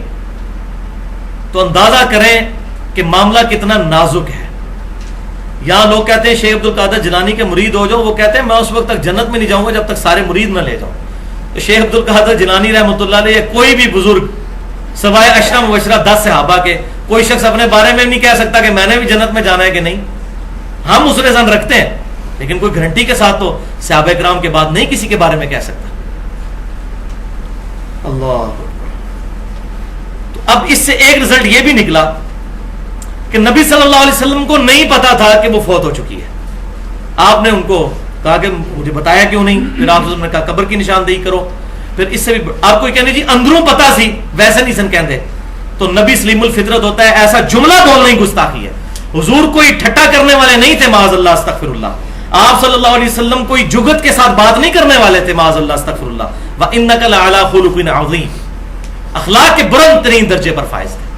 آپ کو نہیں پتا تھا. تو اس سے یہ بھی بات پتہ چلتی. تو آپ کہتے ہیں کہ میں تو اگلے دن ابھی اسی کی قبر سے ہو کر آیا ہوں اور تم نے مجھے بتائے بغیر ہی اس کو دفنا دیا. میں تو قبر میں اس کو دیکھا ہے، اس نے مجھے دیکھا اور اس نے میرے نبی ہونے کی گواہی دی ہے. اگر یہ عقیدہ ہو کے قبر میں جاتے ہیں تو یہ میں نے رزلٹ نکالنا تھا حاضر و ناظر کے حوالے سے. لیکن یہ مجھے شرم آتی ہے ایسی باتیں کرتے ہوئے. اس کی وجہ یہ ہے کہ جب وہ اس شرم کے لیول سے نیچے گزر چکے ہیں تو یہ بات سمجھانے کے لیے, جیسا کہ اللہ تعالیٰ نے فرمایا کہ اللہ اس چیز سے شرم نہیں کرتا کہ مکھی اور مچھر کی مثال بیان کرے. کافر کہتے تھے اتنی بڑی کتاب میں مچھر اور مکھی کا کیا کام ہے, چھوٹی عجیب چیز. اللہ نے فرمایا کہ بات سمجھانا مقصد ہے, کوئی علمیت جھاڑنا مقصد نہیں ہے. تو میں بھی اللہ کی اسی سنت پر عمل کر رہا ہوں کہ بات سمجھانا مقصد ہے, چاہے مثال کوئی بھی دینی پڑتی ہے. ہاں جی, آخری آیت کھول لیجیے. اب یہ ہے وہ آیت جس پہ بات کنکلوڈ ہونی تھی. صحیح بخاری اور صحیح مسلم کی متفق علیہ حدیث. آنکھیں کھول لیں جناب اور پریشان ہو جائیں یہ آیت سن کر اور یہ حدیث. صحیح بخاری میں انٹرنیشنل نمبرنگ کے مطابق 3349, صحیح مسلم میں 7201, اور بخاری اور مسلم میں کم از کم 8 طرق اس کے موجود ہیں. 8 طرق حوض کوثر والے چیپٹر میں کہ نبی صلی اللہ علیہ وسلم کہتے ہیں کہ میرے حوض کوثر پر قیامت والے دن کچھ لوگوں کو لایا جائے گا جن کو میں پہچانتا ہوں, اور کچھ روایتوں میں ہے کہ کچھ میرے جاننے والے لوگوں کو دوزخ کی طرف فرشتے گھسیٹ رہے ہوں گے. میں کہوں گا اصحابی اصحابی, یہ میرے صحابہ ہیں, یہ میرے صحابہ ہیں. تو مجھے بتایا جائے گا میرے ان کے درمیان ایک دیوار کھڑی کر دی جائے گی اور مجھے بتایا جائے گا اللہ کے نبی صلی اللہ علیہ وسلم آپ کو نہیں معلوم کہ آپ کی وفات کے بعد یہ لوگ دین سے الٹے قدم پھیر گئے تھے اور انہوں نے دین میں بدعتیں جاری کر دی تھیں. آپ فرماتے ہیں میں کہوں گا سحقن سحقن لمن غیر بعدی, سحقن سحقن لمن بدل بعدی. ان پر پھٹکار ہو, ان کو مجھ سے دور کر دو جنہوں نے میری وفات کے بعد میرے دین کو بدل دیا. والعیاذ باللہ تعالی. اور بخاری اور مسلم میں موجود ہے, راوی کہتے ہیں اس سے مراد وہ لوگ ہیں, وہ صحابہ ہیں جو حضور کی وفات کے بعد مرتد ہو گئے تھے, مسلمہ کذاب کے ساتھ مل گئے, منکرین زکات, کتنے قبائل مرتد ہو گئے. اسی لیے تو حضور نے فرمایا تھا, سنن ابی داؤد, جامع ترمذی اور ابن ماجہ کی صحیح حدیث ہے, علیکم بسنتی و سنت الخلفاء الراشدین المہدیین. وہ پوری حدیث اس طرح ہے کہ میری وفات کے بعد اتنے اختلافات پیدا ہو جائیں گے تو تم پر میری اور میرے خلفاء راشدین کی سنت لازم ہے.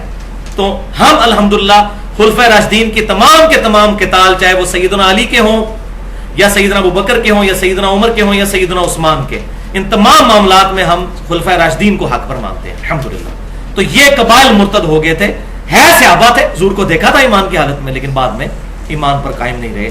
والعیاذ باللہ تعالی. بڑا نازک معاملہ ہے, اس پہ میں نے بڑی خطرناک گفتگو بھی کی ہے. مسئلہ نمبر 34 کے نام سے منافقت کی تعریف, اس کی اقسام اور اس کی مثالیں, اور اس میں نے بتایا کہ بڑے بڑے صحابہ بھی ڈرتے تھے کہ ہماری ایمان پر موت ہو, ڈرتے تھے, اللہ سے دعائیں کرتے تھے. تو ایک روایت جس کا میں نے حوالہ دیا بخاری اور مسلم کا انٹرنیشنل نمبر, یہ حدیث آگے بھی چلتی ہے, اصحابی اصحابی, جو یہ اکثر ہمارے لوگ دوسرے مکتبہ فکر کے بھائیوں پر لگا رہے ہوتے ہیں کہ یہ بدعتی, یہ اس میں طویل خاص میں تو صحابہ کے بارے میں یہ جو بعد میں مرتد ہوئے. اصحابی اصحابی, آگے الفاظ ہیں کہ آپ صلی اللہ علیہ وسلم فرماتے ہیں, جس کا میں نے حوالہ پڑھا بخاری 3349, مسلم 7201, کہ میں اس وقت وہی کہوں گا جو عبد صالح عیسیٰ ابن مریم کہیں گے. سورۃ المائدہ کا آخری رکوع ہے, عیسیٰ علیہ السلام اپنے ماننے والوں سے اعلان برات کر دیں گے.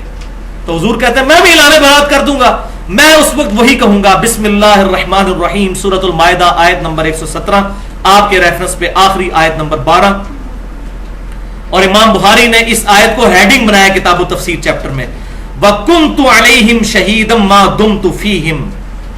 اے اللہ جب تک میں اپنے ان صحابہ میں موجود تھا ان پر گواہ تھا, ان پر گواہ تھا, یا حاضر و ناظر, اس وقت تو سامنے موجود تھے.